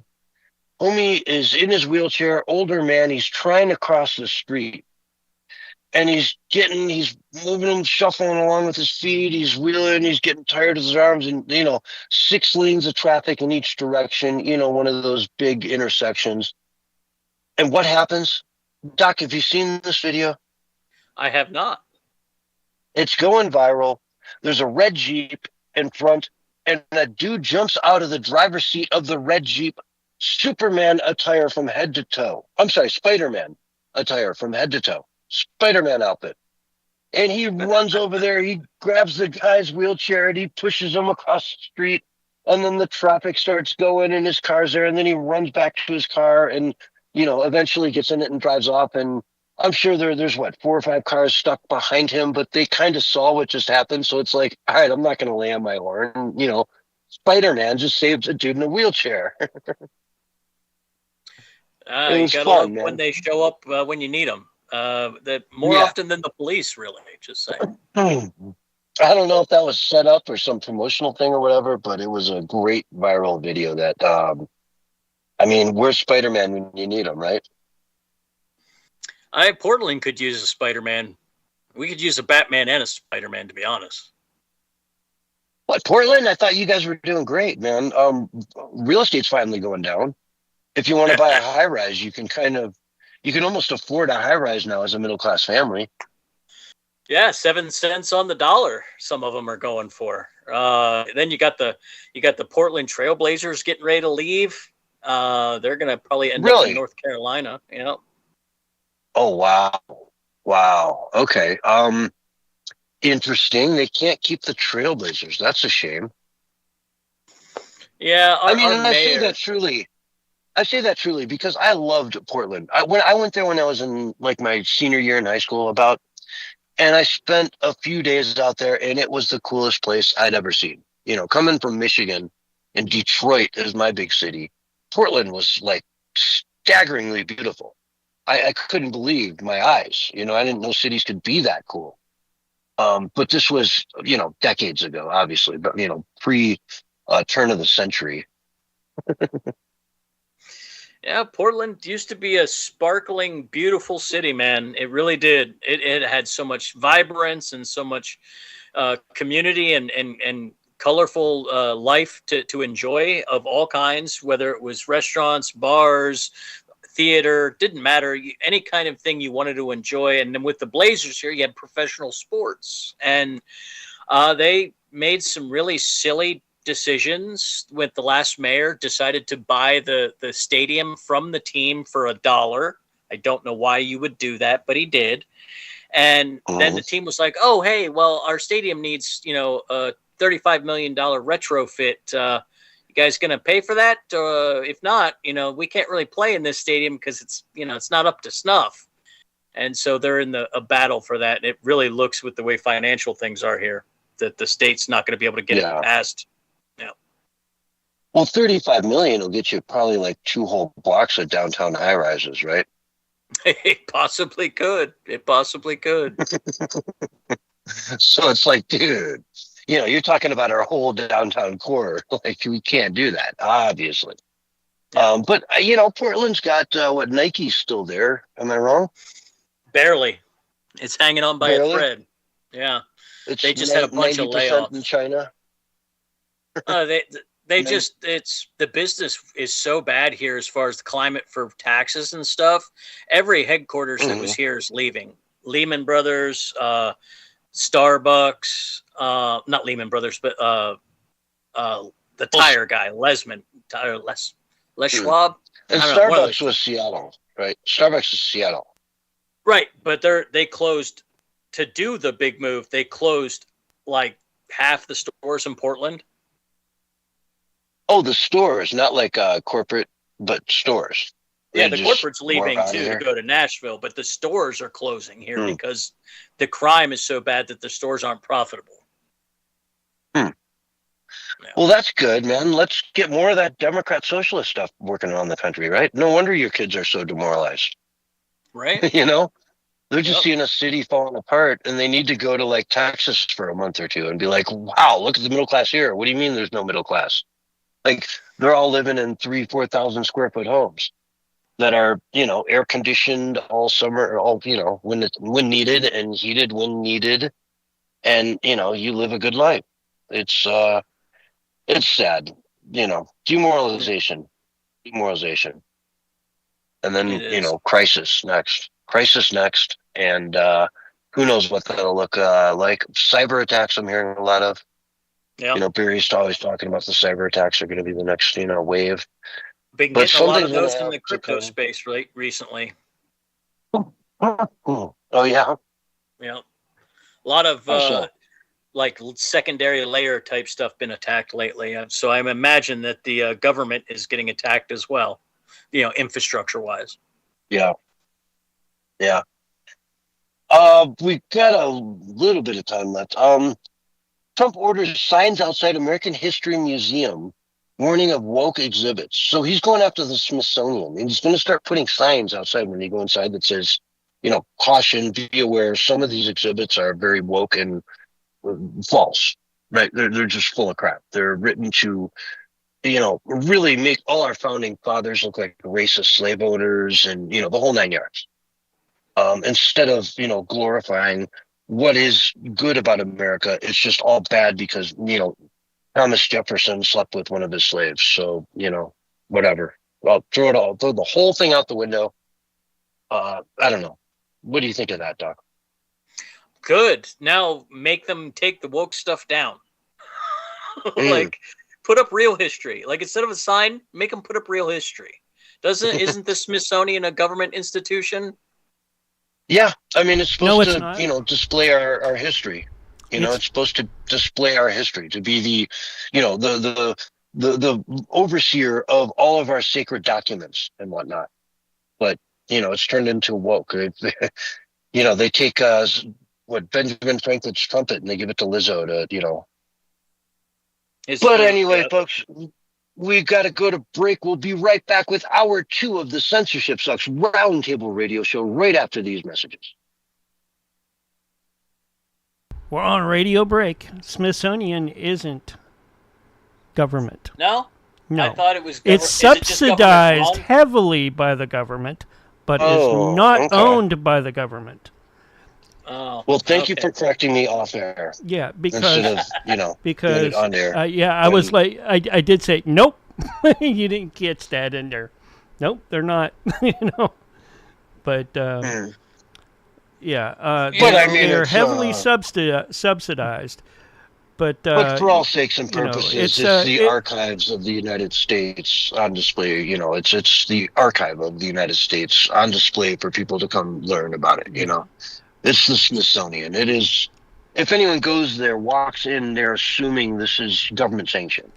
You know, it's government approved. It's basically owned like the banks. Okay. Under the Rockefellers. It's like the Federal Reserve. Yeah, it really is. I mean, the Smithsonian kind of works the Federal Reserve like of American history. Yeah. Private ownership, socialized funding. Exactly. But does it that's why you will never see giants. Reserve? That's why you will never see giants in in the Smithsonian. All right. And so Doc, if I lend you like one historical, say like George Washington outfit, you can borrow up to 10 George Washington outfits against the one I lend to you. Yeah, that's kind of how it works. You can lend those all out. Yeah, that's how they do that to the other museums around the country. Yep. As long as you're a member of the tribe, we got you. Tribe. As long as you have your card, like the library. You have to have your security badge. Your security badge. Like Area 51. California now has an official like designation you can get to be part of like the gay you know, projects they do. They can certify you. All right, we're going to get cut off, guys. You got to be certified gay by the state of California. I love that. Yeah, you're licensed, but you have to go back every year or 5 years. And suck Why don't they do that with marriage? All right, I'd be fine with that. You know, if they did that to him, you know, how long do you want to be married for? Well, let's try 5 years first. Well, I'll take the short tour, 3 years. But anyways. Let's end this group, all right? And I'll bring you guys back. This was the first hour of the Censorship Sucks Roundtable Radio Show. We'll be right back with more to come, and hopefully Willie. All right.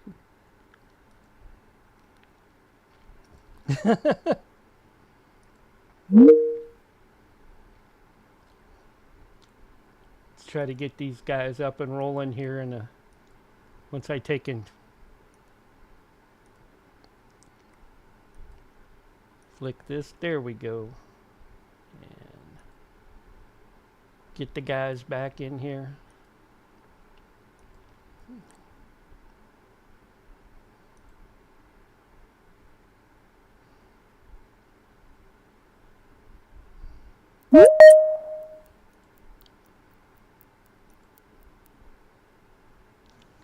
Welcome back. Alrighty then. I like this whole California certified gay. It's a whole other level of gay. I just want to know what the test is, because if it's not too deep of a test, I will take that test and I will get certified so I can get some California money. I'm sorry, did you say if it's not too deep of a test? Because it's really deep. I'm telling you, it's going to be all the way balls Is it deep. stiff and deep? Stiff and deep, is it? It's balls deep, brother. Oh, Lord. In your face. Oh, no, not the face. Ow, my eyeball. The alternative is to your elbow. You know. Oh, Mark with the producer breaks off the fisting jokes. God. Oh. I thought I was vulgar. Danger, Will Robinson. Well, we are on commercial break right now, folks. That helps. It sure does. But, Whatever. you know, on the video side, when we do the encore and that, you can play it back for S&G. But is this break California certified? Hey, That's now. what I want to know. Here he is. Oh. Hello. Willie, are you there, sir? Yeah, man. Hey, I had to unmute my microphone, man. Hey, How y'all are? I'm doing pretty good, Willie, but good, I got a good. question for you, real quick. Bye, man. All right, I hear Lava Land has some really hot glory holes. Oh, yeah. They're really hot. Lava Land, Lava that's tends your to new be. property in Yeah, Hawaii. your new property in Your Hawaii. state. Yeah, but it's all dried up, man. It's all cooled down, all that lava, that new land. I don't know. I got to make some AI photos of what I'm envisioning because I just see a like lava flows. Where's And David Hogg when we some- need him? Yep. And a glory hole. Oh God! No, don't jump in there. You're gonna boil. I'll do some songs about that later on this week. All right. Oh, please don't. Hey, man. Hey, I got a question, man. Hey, y'all see that guy, man? He was behind Donald Trump and he was mocking him. I did not. When that? was this? correspondence I in there, think y'all maybe? missed that. It's all over the internet, man. Hey, Internet? Donald Trump. Well, it's all over the left-wing internet. Yeah, no. Hey, Donald Trump was You giving a watch speech. too much of the dark net, Willie. Yeah, you watch that CNN and all that left-wing crap. See there, man. Hey, is it? Monkey it's funny, Choice Mark TV. had to- You see, that happened again. That's 3 times now. Mark has decided to interrupt me. I'm trying to tell this here story, man. What's that? Hey, this guy, man, and he reminds me of Mark, and that's what I think of Mark every time Mark chimes in, man. Hey, he's mocking Donald Trump back behind his back while Donald Trump's giving a speech.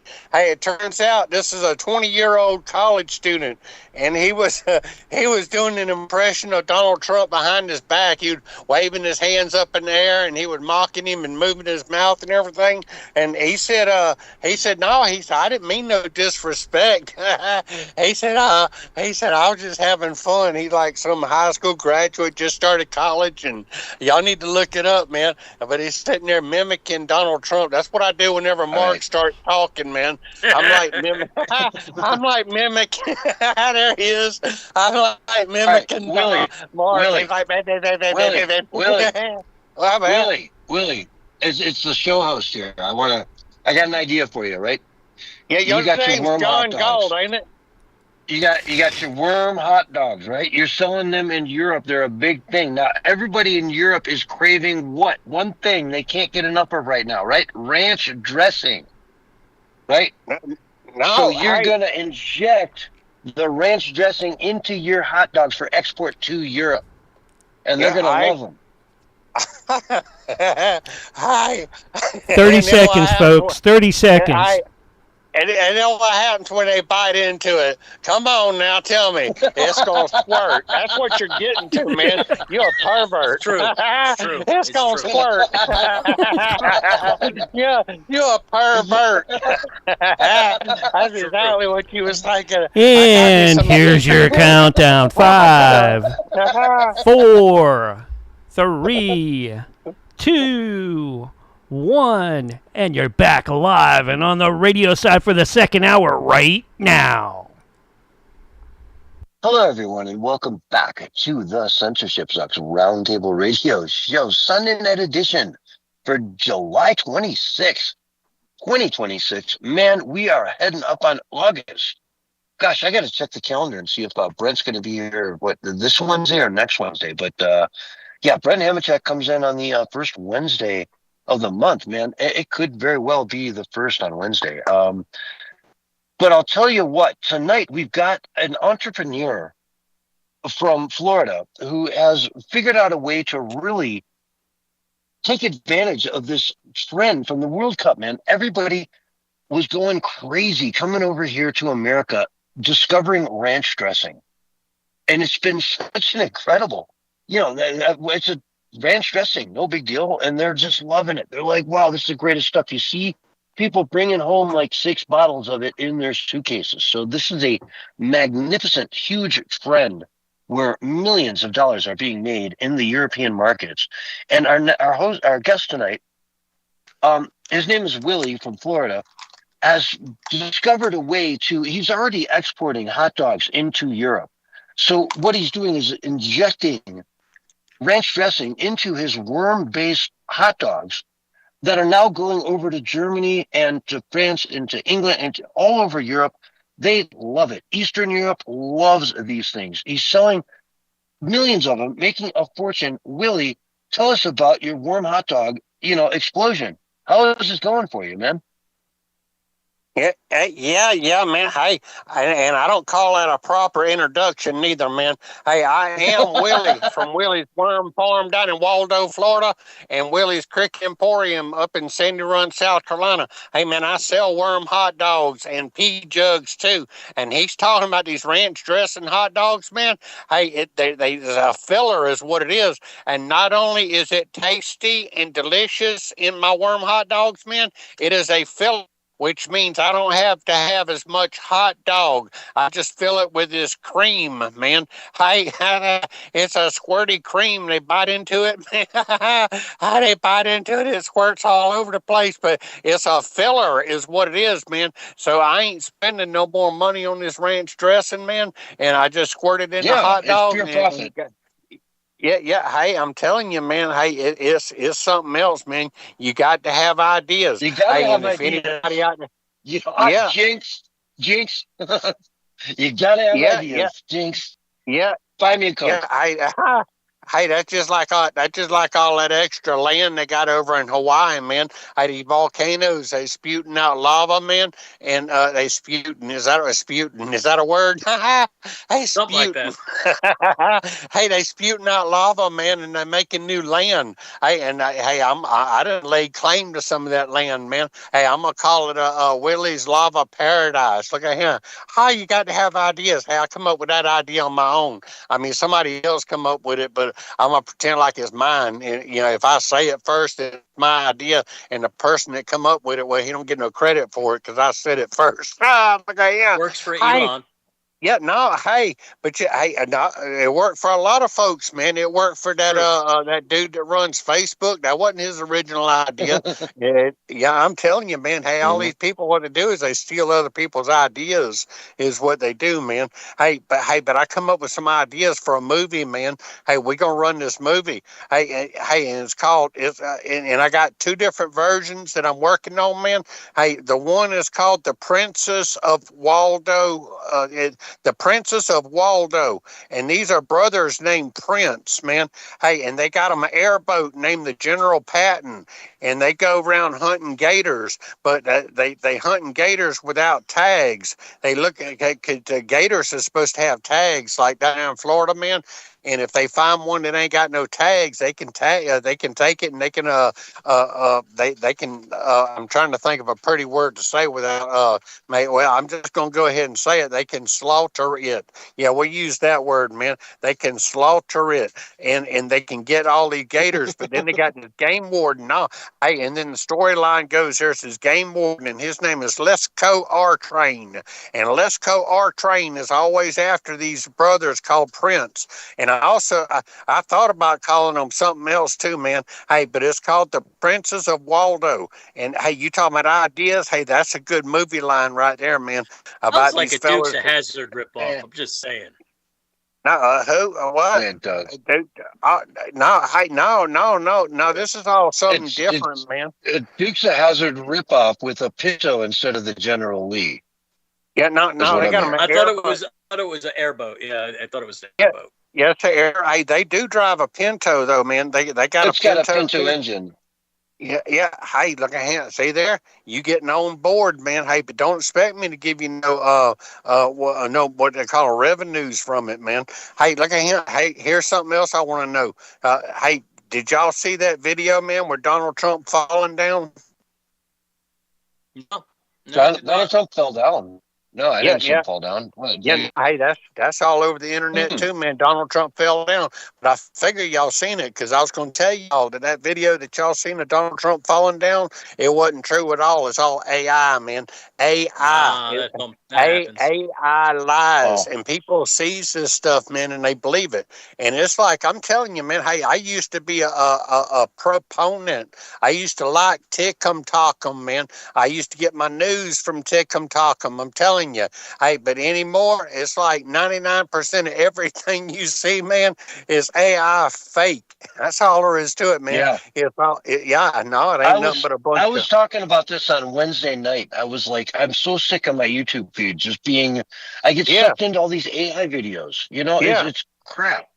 Yeah, and then you have to go research it and ask AI, is it true? And AI will tell you, no, it ain't true. It's a bunch of bull. And what they do is they give y'all kind of different sites and everything you can go to and you can research it, man. But that's what people out there, anything y'all see anymore, it don't matter what it is. If you think it's reliable, then it probably ain't reliable. You got to go and do your own research, man. I'm telling you, there's all kind of stuff that's going on out there. And it's just the more we get into this, the more we get into it, Willie, the more these things are going to be perfectly believable. I mean, you're going to see a video of your favorite politician saying something that'll make your jaw drop. And it'll look perfectly real, and everybody will swear it's real, and then you realize it's not real. I mean, I'm telling you, it's going to get to that point. Yeah. On the plus side, Willie may be able to get himself a girlfriend, one of those AI girlfriends. Yeah, hey! This is Willie's time. We're not having a conversation here, okay? Hey, because he's smart. Because what he does is he plays on the conversation, and he goes him up for money. Thing. Look at him sucking up to you, man. He's hitting you up for money. I know. I have my checkbook ready. It's fine. Yeah, no, he goes where one thing leads to another, man, and one thing leads to another. And here I got to thinking about this. Hey, y'all, hey, now y'all know I tell y'all run a worm farm. It ain't nothing glamorous. Y'all thinking about all these buildings and everything, and these big miles and miles of farm with worms and stuff like that. Man, all I got is a bunch of 5-gallon buckets with garbage in them, man. And I put worms in them, and I raise worms in 5-gallon buckets of garbage. And I got to look it on the internet, man. Hey, y'all know there's this woman. You ever heard of this woman? Her name is something called Taylor Swift. Y'all ever heard of her? I've heard of her. Yeah. Yeah, hey, she got married to some dude, a football player, man. Hey, and they supposed to be real famous. I don't know exactly who they are, man. Hey, but you know what? Hey, this is funny. Hey, and what makes it funny is because it's true. Hey, there are fans that have paid $25 for pieces of trash. And hey, they got a list. I heard about that. Yeah, I heard did about you? that. Yes, hey, I did. What'd you hear, man? I heard that the people were stealing bags of trash and selling them on the internet. Yeah, from their wedding. Yeah, and it's true, man. Cigarette butts. Hey, there was something called an ovulation test kit that they found. Hey, look, they found it near her wedding and all kind of other stuff, man. All kind of trash, and they're selling it. And I just don't know how they could verify it, man. Hey, but for all y'all out there, if y'all want to, hey, I got some Taylor Swift trash. I'll sell it to you for cheap, man. Hey, y'all want some Taylor's? I got a website. Hey, look, she came down to Sandy Run, did she? Yeah, no, hey, hey, you can't verify it, man. True. There ain't no verification process. I can just call it Taylor Swift's trash and make money off of it, man. Look at here. All it takes is a little bit of promotions, man. Hey, that's where you come in, Doc 69. Cause I know you got money, man. Hey, you rich? I know. Hey, I didn't heard it told. I didn't Googleized you, man. You the richest man in 3 states up there in that Northwest Territory. Hey, they something else. No, hey, dang, Doc, I didn't know that. Yeah, good for you. Hey, that Doc, man, you're holding out on us. Hey, that man got money. I have no idea what he's talking about. Yeah, no, hey, you're I'm holding telling out you, on us. That's what he's talking about. Yeah, he holding out, man. I'm telling you. Hey, look, Saul Good is taking care of all of my finances. I don't pay any attention to it. I just do my thing. Hey, he got you under contract too. That sounds smart. Yeah. That sound smart. I gave Saul all my money too. He's done real well by me. I swear. Yeah. He gives me 5% of Willie's net worth every time I promote his business on the air. Nice. He tells me he got my money. Hey, for all y'all out there in Radio Land don't know, man. Hey, I got money. I just ain't got no access to it, man. Hey, cause I got all kind of dealings, and hey, y'all know I do like stand up comedy and stuff too, man. Hey, I make a I make a pile, but Saul Good gets all that money, man. Every time I turn around, I say, Saul, hey, where's my money from that show? He'll say, oh, he got it in good safekeeping, man.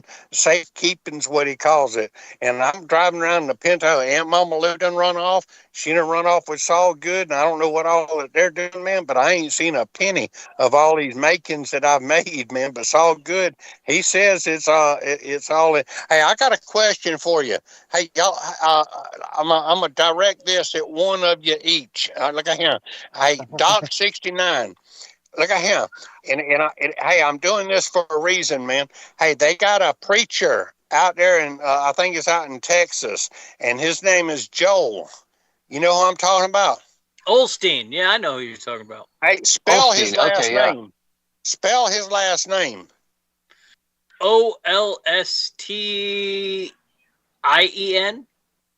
Hey, John Galt, you know who I'm talking about? Oldstein, yeah. It's Saul's cousin.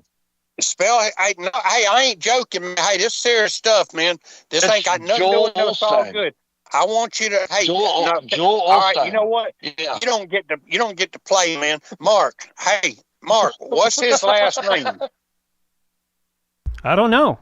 I really don't, Willie. It's Olstein. And I was really trying to be quiet and not interrupt, but thanks for calling me in. Thanks for calling me in. Interrupted him. Damn. Hey, I love you, Mark. I love you. Hey, Mark, tell me how you spell that guy's last name. What last name? That guy Joel, that preacher out there in Texas. Joel, what preacher? Man, y'all ain't no fun. Doc 69. Look at him. Hey, here's the thing. Doc 69. I always known that guy, his last name was spelled Olsteen. It was Olstein. That's that guy's name. But if you look at it all over the internet now, this is one of the Mandela effect things. His name ain't never been Olstein. It's always been Osteen. Osteen. You cannot find his name on the internet nowhere where it was spelled OL. But I just swore up and down. They did turn CERN off like 3 weeks ago. Do you know why, after the Willie? Holocaust, he changed his last name spelling after the Holocaust when they transferred over here. Now he just reverted back. Yeah, that's part of it, and the other part was Flat Earth. Yeah, hey, No, Flat Earth, it's man. CERN. It's CERN. They turned CERN off and it changed the timeline again. That's exactly what it was. It had to do with CERN. CERN exactly. It's got our timeline all messed up. They shut Willie down knows CERN. things. I'm telling you. Yeah, If you don't know, just ask him. Yeah. Hey, I know things. Hey, look at him. They got what they call it's called a hadron collider over there in Switzerland. This thing's like 17 kilometers around or 17 miles around, and they trying to run atoms into one another, man. And they shut this thing down. They looking for a God, what do you call a God particle and all this other kind of stuff. They shut it down for renovations to make it bigger and everything. And our timeline has changed, man. That's what it boils down to. But that was crazy. That was crazy about the whole thing about Olstein. I knew his name was Olstein. Hey, look it up, Doc 69. I ain't even talking to John or Mark because they ain't even playing. No, I'll tell you what. Last week I was in Cleveland and I went to the Harambe exhibit and saw Harambe. What a beautiful animal! It was just a wonderful thing to go see Harambe in Cleveland. Hey, in Cleveland, hey, it's funny you say something about Cleveland, man. Hey, because up in Cleveland, Ohio, man, hey, did you know traffic's bad up there? A man gets hit every 45 minutes up there, man. Every 45 minutes, and I wonder how come he don't stay home. Hey, that was a joke. How funny. Hey, I know it. It flew right by some of y'all's head out there. What's he talking about? No, hey, life is short. Flat Earth. Hey, yeah, flat. No, it ain't flat Earth. Hey, we can talk about flat. Did y'all know that the ice wall is disappearing, man? Hey, I'm telling you, the ice wall. No, hey, they sent some fellas down there, and the ice wall is getting shorter and shorter. And it's going to be, by the time it's all said and done with, our worlds are going to merge, because that's what the ice wall is all about. It ain't that the Earth is flat, winter is coming. I'm worried about the flying monkeys making it over the melting wall. That's what exactly. I'm Exactly. Hey, because that Dorothy and the Wizard of Oz, man, hey, she alluded to all this other kind of stuff. And what she was talking about is strange lands and the yellow brick road and everything. And nobody talks about where the red brick road goes, man. Hey, but that's what it is. The yellow brick road, it goes back behind the ice wall. And there's all these strange creatures and all kind of other stuff back there behind them ice walls, including the flying monkeys. I'm telling you, man. Yeah, well, let's just hope you don't click your high-heeled red magic shoes together to go back home, Willie. Yeah, what you said, Mark. God, burn, Willie, burn. Oh, that was such a burn. Yeah, he burned you, dude. Yeah. Hey, look at him. Hey, but there's other stuff going on in news, man. Y'all sidetracking me, man. Hey, y'all know all this stuff. He gonna tell me, Willie, you only got 30 seconds, and then he gonna take a minute telling me I only got 30 seconds. No. You got a good 2 minutes left, Willie. Yeah, no, hey, y'all know all that stuff I come up with, crazy stuff that folks does, man. Crazy stuff that folks does. They got this whole hobby duro and hobby dogging and hobby horsing and hey, they got something. Hey, this ain't no joke, man. Hey, I ain't even making this up. This is true as the day is long, man. They got such a thing called combat juggling. You're sitting there thinking to yourself, here it comes, and here it is. Grenades. Combat juggling. Lots of grenades. Yep, Grenades. No, I hate these guys, man. They get in a rink and they start out with these like these pinball pin things, and they throwing them up in there and they juggling, man. Hey, and then they start running into each other, and whoever is still juggling by the time it's all said and done with wins. It's called combat juggling. They run into each other and they try to keep each other from juggling, and they tripping each other up and kicking them in the backside. Kind of stuff. Pinball pin things. Pinball pin things they're juggling. Are you talking about bowling pins? Yeah, bowling pins. Okay. Yeah. Pinball pin things. Those are the little pins that are in the pinball machine. I'm talking about a bowling pin. Yeah. And then they do combat. Okay, that makes more sense. I'm juggling little needles. Yeah, no, hey, that's what I meant to say. I need to keep you around more often. You can tell me what I meant to say. Yeah, not the bowling pins. They juggling them, or they can juggle. I seen a fella juggling.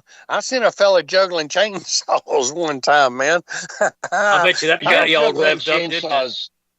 Dude, you're married to 2 chainsaws simultaneously. You're juggling chainsaws.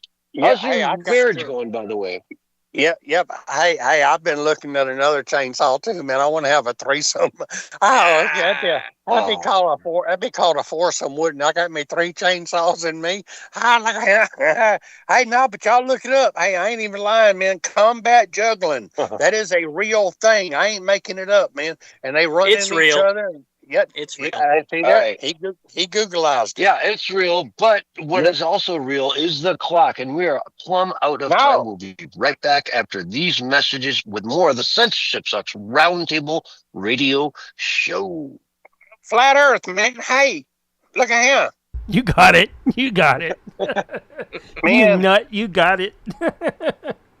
Hey, look at him. I wanted to talk about stuff that used to be legal. It ain't legal no more, man. Cigarette machines. Like your hot dogs. Your hot dogs are about to be illegal. Riding in the back of a pickup truck. Smoking in restaurants. Drinking a beer while you drive. Yeah. Hey. Oh, yeah. Hey, it's funny you said that. I seen a video where they started outlawing beers. They came out with open container laws, and the people was mad.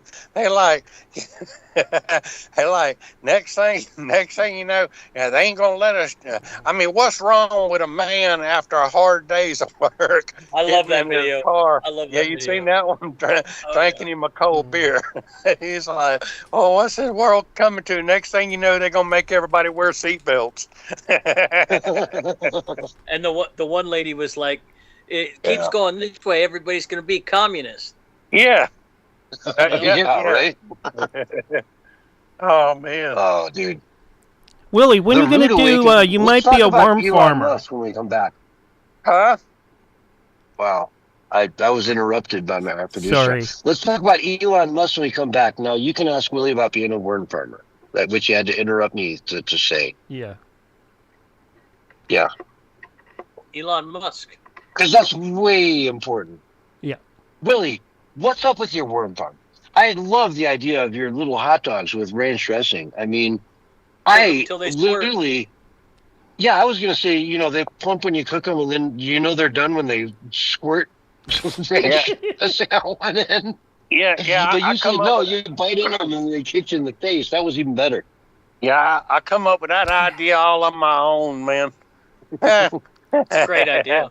Hey, can you imagine? No, I'm biting into one of these hot dogs, and there's some woman who's real close, and it just kind of squirts in her face, man.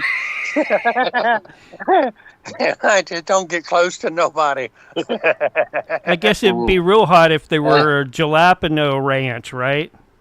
Yeah, that's what we need. Spicy. No, if that happens, you just look in her eyes and say, "America." America.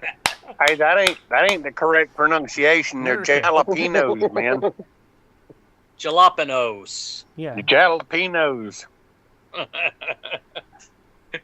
I'm from the north. No, the J is silent, like in Jesus.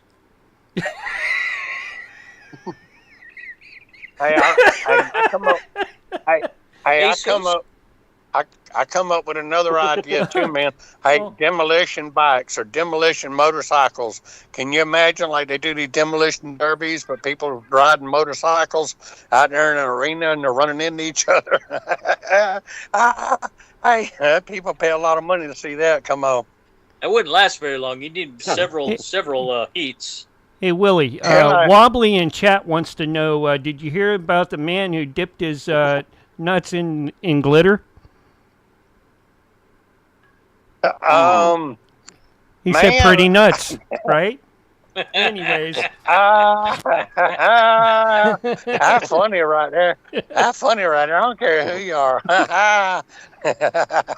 Yeah. Well, we're under 30 seconds, guys.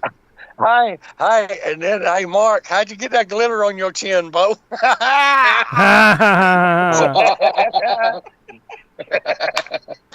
I love y'all, man. I'm gonna get out of here. And we'll see you next Willie. week. Here's your countdown, guys. 5, 4, 3, 2, 1, and you're live right now. Hello, everyone, and welcome back to Hour 2 of the Censorship Sucks Roundtable Radio Show. Sunday night edition, weekend edition. Time to hang out, have some fun. Oh, man, really is, making money off those hot dogs. Going to Europe.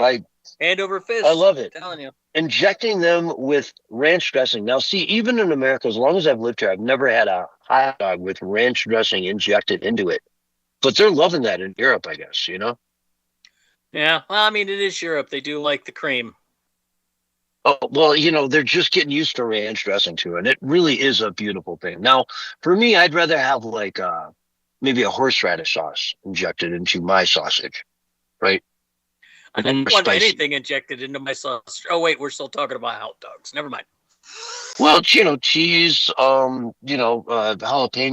We do things like that in America that, they don't do in the rest of the world. Throw some kraut on the top. That's what I do. Oh, you got to love the kraut.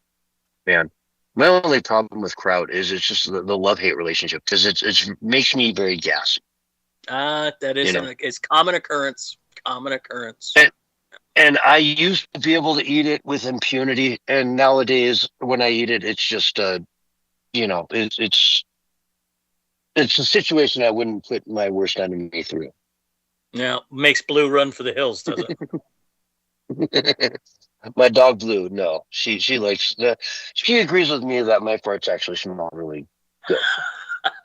That's a good dog. That's a good dog. That's a good. Any good dog's gonna agree with you that. Be like, I'm not good. Yeah, it smells good, man. You want to smell one of mine?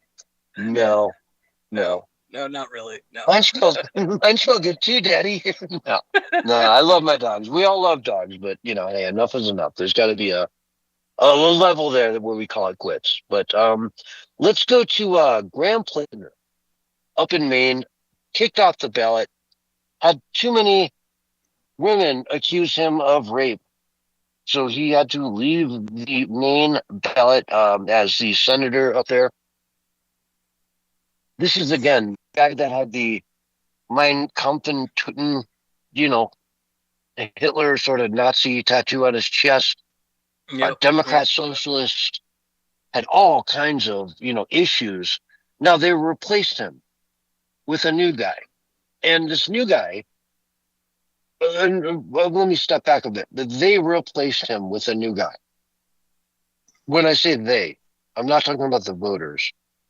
Right. This is yet another instance where just the Democratic committee in the state of Maine, the superdelegates, they just said, hey, boom, this guy gets the nod. Like they did with Kamala Harris on a national level. They just said, hey, this guy's out. He's no good. Here's the guy. But there's an issue with this new guy. And I think they knew about it, but they didn't care. And that Maine has something called a sore loser law, right? Which means that if you run for one government office in an election cycle, you can't then drop out and run for another election in the same cycle. And this guy that they anointed to be the new Senate nominee in Maine to run against Susan, is it Susan Collins, is it? Yes. The Maine senator who's been there forever, super moderate. She's just more reliable to the Democratic Party than she is to her. She's very moderate. To replace her, they put in a guy who probably isn't even eligible. And I'm hearing rumblings under the surface here that this guy has even just as many issues as Plantner did. So very interesting. Doc, I bring this up because it's once again another glorious example of the Democratic Party simply putting someone in place who's going to run. You know, no election, no nothing, just appoint them like they did Kamala, you know, like they did inadvertent, in a roundabout way with when Bernie Sanders was leading in 2016 Exactly. against Donald Trump. They kept Sanders Elizabeth Warren in the race strategically to siphon off just enough votes to boom, boom, boom, and manipulate the system to get Hillary the nomination, even though it seemed like, Bernie was the guy. And Bernie, again, a socialist, we're talking about socialism a lot tonight, was the, clear leader in 2016 to run against Donald Trump. And now they're doing it again in Maine. I don't know. What do you think of that? Is that just par for the course? With the Democrats, absolutely. It's 100% the way it goes. They do this kind of stuff all up and down the West Coast. Is somebody from the Democratic Party gets kicked out, like Portland, for example, has two former members of the mayor's staff. One was the Secretary of State, on the run from law enforcement for embezzling money or taking bribes. And they just plopped somebody in. Nobody got to say anything. They just picked somebody new out of the bundle.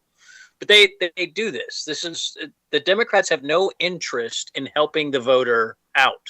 Their only interest is moving forward with gaining power and control over the levers and maneuvers within the system. That's all they want. And they'll do anything to get it, including run a guy like Plattner, kick him out, and then run somebody just as bad in his place. Yeah, it's kind of funny. And yet, they call us the side of the party that's, cheating, not being democratic. Confession through projection. They don't want a king. Yeah, confession through projection. Confession through projection. Isn't that the thing? How about no kings, right? No kings. Is like, who's trying to be a king over here? Oh, I mean? I'm certain a couple Democrats wouldn't mind being king. That's for sure. Well, and that's the whole thing about the democratic socialists, socialists in general. When you get power, they don't give it up.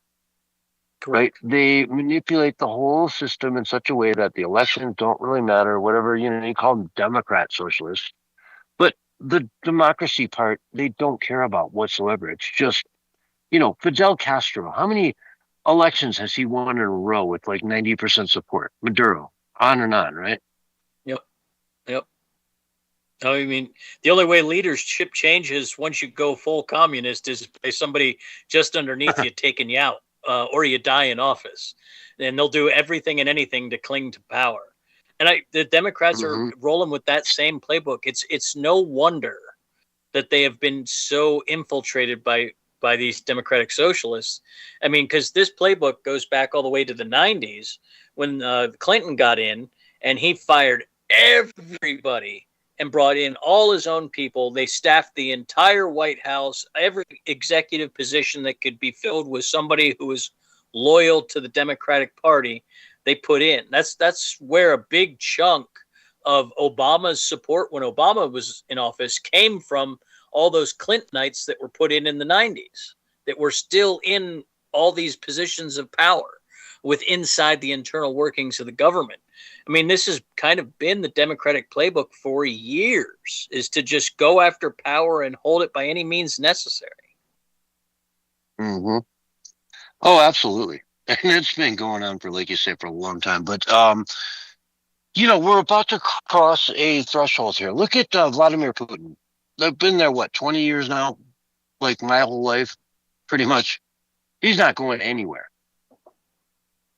That's the thing about communism, socialism. You don't end up with a king, but you end up with something that's damn near the same thing. He's not going anywhere in your lifetime, or his lifetime, basically. Once they get to power. Perfect example. Xi Jinping, Kim Jong-un, in North Korea. Yep. You know, he doesn't poop, apparently. That's the rumor. You know, well, that's the end game. You know what I mean? When you really get your socialism or your communism down to, like, hey, North Korea doesn't have a king. They've just got a supreme leader who doesn't poop. Well, Right? I heard it described this way. This was a really great description. The socialism always ends in totalitarianism because at the end of the day, you have to control everything from a central authority. And the only way to fully control society from a centralized authority is to control the minds of the people. And so eventually all systems of centralized authority reach for authoritarianism and end up in totalitarianism, which essentially is total control of your life. And in fact, I would say that every government on earth is in danger of going that direction right now because of this wild internet revolution that kicked off 20 years ago. They're struggling very mightily to keep control over all these systems that new technology could simply replace overnight, but they won't allow it to. Yeah. And yet, here we are. The censorship and all that stuff, yeah. Yeah, and we're seeing it like straight front and center. I mean, yet we're still like, I don't know, blind to it or something. I don't know. It's right there for everyone to see. And yet all these disenfranchised kids, all these demoralized, under 35s, as we talked about earlier, seem to be just buying into it and ready to give up everything that made America great to take on this brand new socialist system that is a complete and utter experiment that, in the words of Margaret Thatcher, will eventually, inevitably, run out of other people's money. And when they run out of other people's money, everybody is equal because they're all equally bankrupt and poor, And that's when you get the starving. That's when that kicks in. Yeah. And for no reason either, because we can run our farms, we can run our factories, we can run the country as it is right now. But if you give that ownership up to the government, then you're giving it up to a bunch of bureaucrats who really don't care. You know what I mean? You've got an executive at the top of, Kellogg's or whatever, who gets paid buku bucks, who is 1,000% invested into his job 24 hours a day, 7 days a week, 365 days a year, who is just, I've met a few, handful of these people in my life. They're just simply dedicated to one thing and one thing only, and they're machines. Versus a bureaucrat who really doesn't care, who's just like, oh gosh, Kellogg's, we got that in our portfolio now. Fantastic. Let's go socialism. Let's go central government. Who's going to run it? I don't know. Let's put Edgar in there. My nephew, he can run the place. And next thing you know, Edgar doesn't know up from down, left from right. And it's just a failure because he's never, ever, ever going to be as dedicated as that capitalist who is paid $4 million a year, $5 million a year to run this company. Granted, we hate the fact that guy makes $5 million a year, but he eats, sleeps, and drinks the whole thing as his entire existence. And that's the difference between Bill Gates and like myself or yourself or anyone probably listening, Well, and the great thing about capitalism, this is the beautiful thing about the free exchange of money, is that guy may make $5 million. But in his free time, he's going to enjoy luxury to take his mind off of and take the pressure off of his high-intensity job that makes him that money. And he is going to spend that on all kinds of things in the economy, and that's going to create jobs for all kinds of other people. Maybe there are, the farmer out there who's growing his food that he buys from the grocery store. That farmer's farming on the land that his family's owned for 100 years. And he's doing something he loves to do. It's something that gives him meaning in life. He doesn't need to be rich to do it. But to make it a life, to make it a living, he needs that guy to make $5 million to not be able to grow his own food so he can supply him with food. That's the beauty of capitalism. And that's in our system today, the regulatory capture of the system has absolutely destroyed that small business guy who can make enough to live off of, $65,000 to $80,000 a year, can buy a home, support his kids, and do it all from doing something he loves to do. And that doesn't really exist as much as it did 20, 30, 40, 50 years ago. And that if we could get back to that capitalism is beautiful, and it creates wealth for everyone. And that's the thing. Raw capitalism is what makes it work. Is what got us to where we are. It's what makes China the money that China makes. It is raw capitalism. Yep. In certain areas where they say, "Hey, man, go for it." But they're telling them to beat the capitalists at their own game. Go start a factory, make this widget. We'll subsidize you, make it at half, sell it at half the price, make it at whatever price. We'll subsidize you, sell it at half the price, corner the market. And, here we are with Temu crap everywhere, right? Yep. You end up with that Temu garbage all over the place when capitalism is what they're trying to take over. But at the end of the day in China, yes, you've got capitalist little corners where you can go out and make $1 million and drive a Bentley around. But at the end of the day, you're still living under the thumb of China. Yep. But anyway, folks, I want to get into a phenomenal interview that went down the other day with Elon Musk and The Economist. And he just laid out what it's all about in so many instances in this interview. The woman was flabbergasted. And it goes back to a lot of what we were talking about before, in that she calls him far right. And he's like, "No, I'm normal. You're to the radical left. You're the Democrat Socialists of America. You're in that camp, and yet you're calling me far right."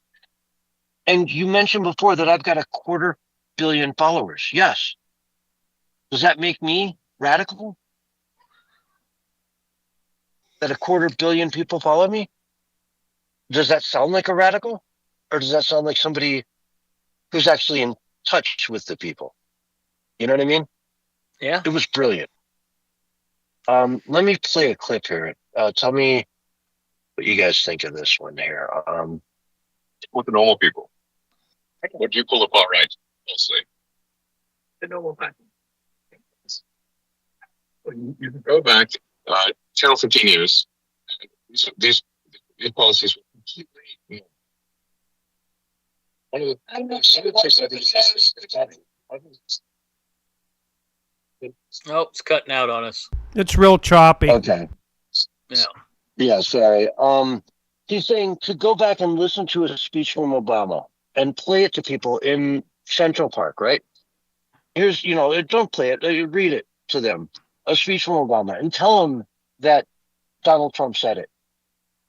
And these people will all say it's disgusting, it's racist, it's horrible, but it's Obama's words. We've all seen the clips of people asking, "Hey, man, here's a quote from Donald Trump when he says that Obama was different than everyone else because he was a clean black man who spoke well," right? The obvious Joe Biden clip.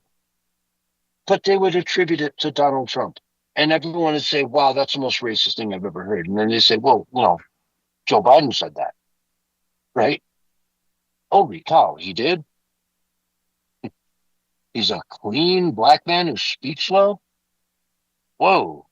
And then Obama picked him as his VP and after he said that. Yeah, that's the Democrats for you right there in a nutshell. Uh-huh.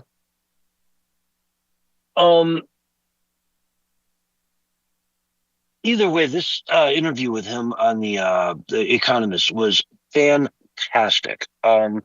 Some people loathe you. Do you understand why? Maybe some people do loathe me. That's probably true. I don't care. I think a lot more people hate you and the media than you realize. I mean, he's fantastic. He's fantastic. He nailed this. They talked about Islam, and it's like it's incompatible. These are incompatible philosophies from people who just have incompatible ideologies to us, and you want to migrate them, in mass as quickly as possible with no checks, no nothing, as many of them as you can humanly get into the country as fast as possible. That's your strategy. And I'm out of touch, Yeah, no, I mean these globalist elite, especially in the media, they don't get to, get that. None of this touches them. They don't get to see any of the travesty from it. They just read off the teleprompter, and I love that he gives them, he gives them these interviews because all he does is prove the point that he's trying to make is how out of touch they are with the average person. Because the average person doesn't think bringing in 20, 30, 40 million people who are of a completely different culture than your home culture, that nobody thinks that's a good idea. Nobody does. Even people in South Africa, which is a communist country, okay? They're like, no, we're protesting. You need to send all these illegal immigrants out. Even in South Africa, they're kicking people out. So nobody wants this. Massive rallies with all black people saying, everyone, you foreigners got to go, right? Yep. And they're all black protesting it. So it's like, oh, wait a minute. Like South Africa, a bunch of black people saying other black people need to get out. It's hard to watch that and make your brain work if you're liberal, right? Exactly. Yeah. And I don't know, in this interview, he laid out a couple of other points, but it was bottom line is that he really, got to them. It stuck. If you go watch this interview, folks, with the economist Elon Musk, he broke them. He predicts that a civil war is about to happen in the UK, right? And she says, that's ridiculous. I live in London and it's a beautiful place. He says, you live in a cloistered existence. You live in a bubble. Oh, that's preposterous. I go out every Friday night. I go out to a $700 dinner. Cloistered. Exactly. They're champagne socialists. That's what they are.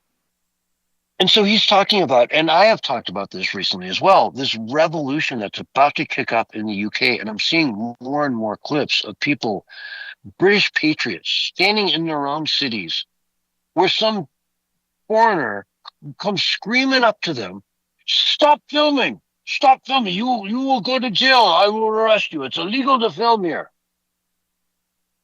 And they're like, what are you talking about, mate? Mate, I can film on the streets of London. No, it's illegal, I'll kill you. You see this all the time, and they're pushing back harder and harder and harder because they're sick of it. They're getting sick of it. Tommy Robinson was about 20 years ahead of his time. If he'd have started the English Defense League today at the age of 20, he would be starting something that it's being mirrored around the country. Those organizations are happening. There's going to be a big change in England, and it's going to be ugly. It's going to be violent, and there's going to be a lot of fighting. I think Elon Musk is right. We've been talking about it for a long time. A revolution of some sort is coming to the UK, and all these migrants living in these, hotels and pubs, these Airbnbs out in the countryside, it's going to come to an ugly end. And in some places, the migrants are going to push back and actually win. They hold some small towns that they can actually dominate. And they might, push one over the edge where they suddenly can start rolling out their Pakistani flags or whatever they have instead of the, cross, the English cross. Yep. And it's going to be tragic.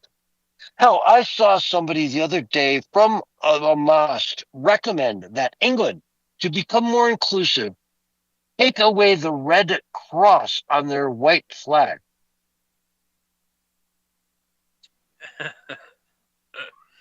It's pure cultural destruction, intentional cultural destruction to demoralize. It's the same playbook. Yeah. It's wild that more people can't see it for what it is, but it's the same playbook all over the West.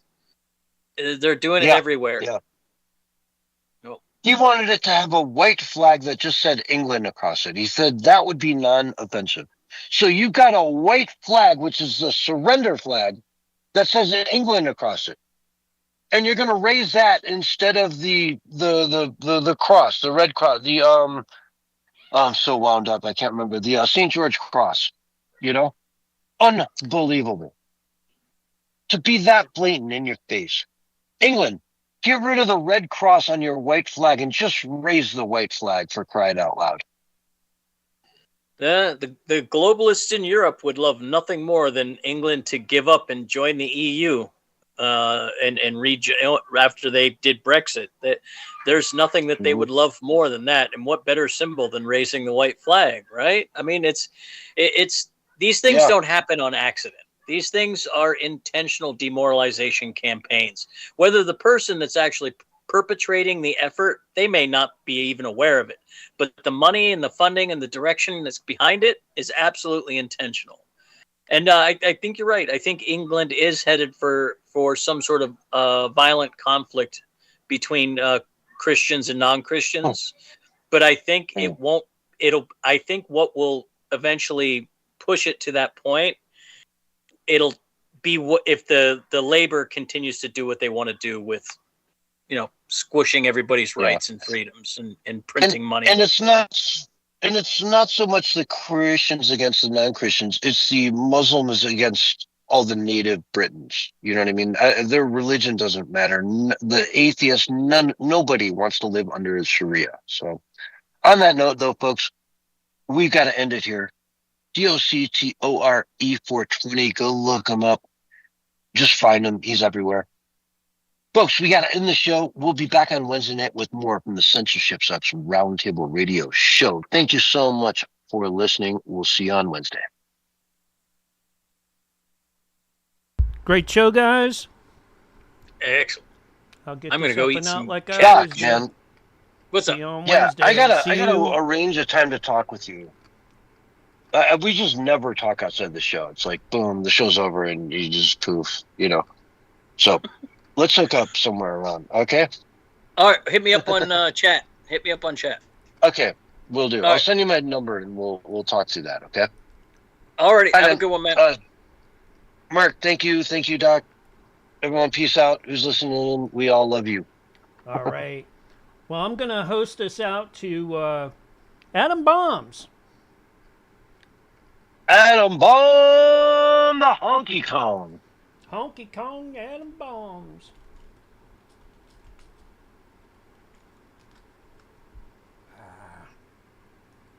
Oh, man. My Aunt Cal's OnlyFans is rocking lately, by the way. I'm sure. I'm just saying. Let me get this. I'm still working on it. There we go.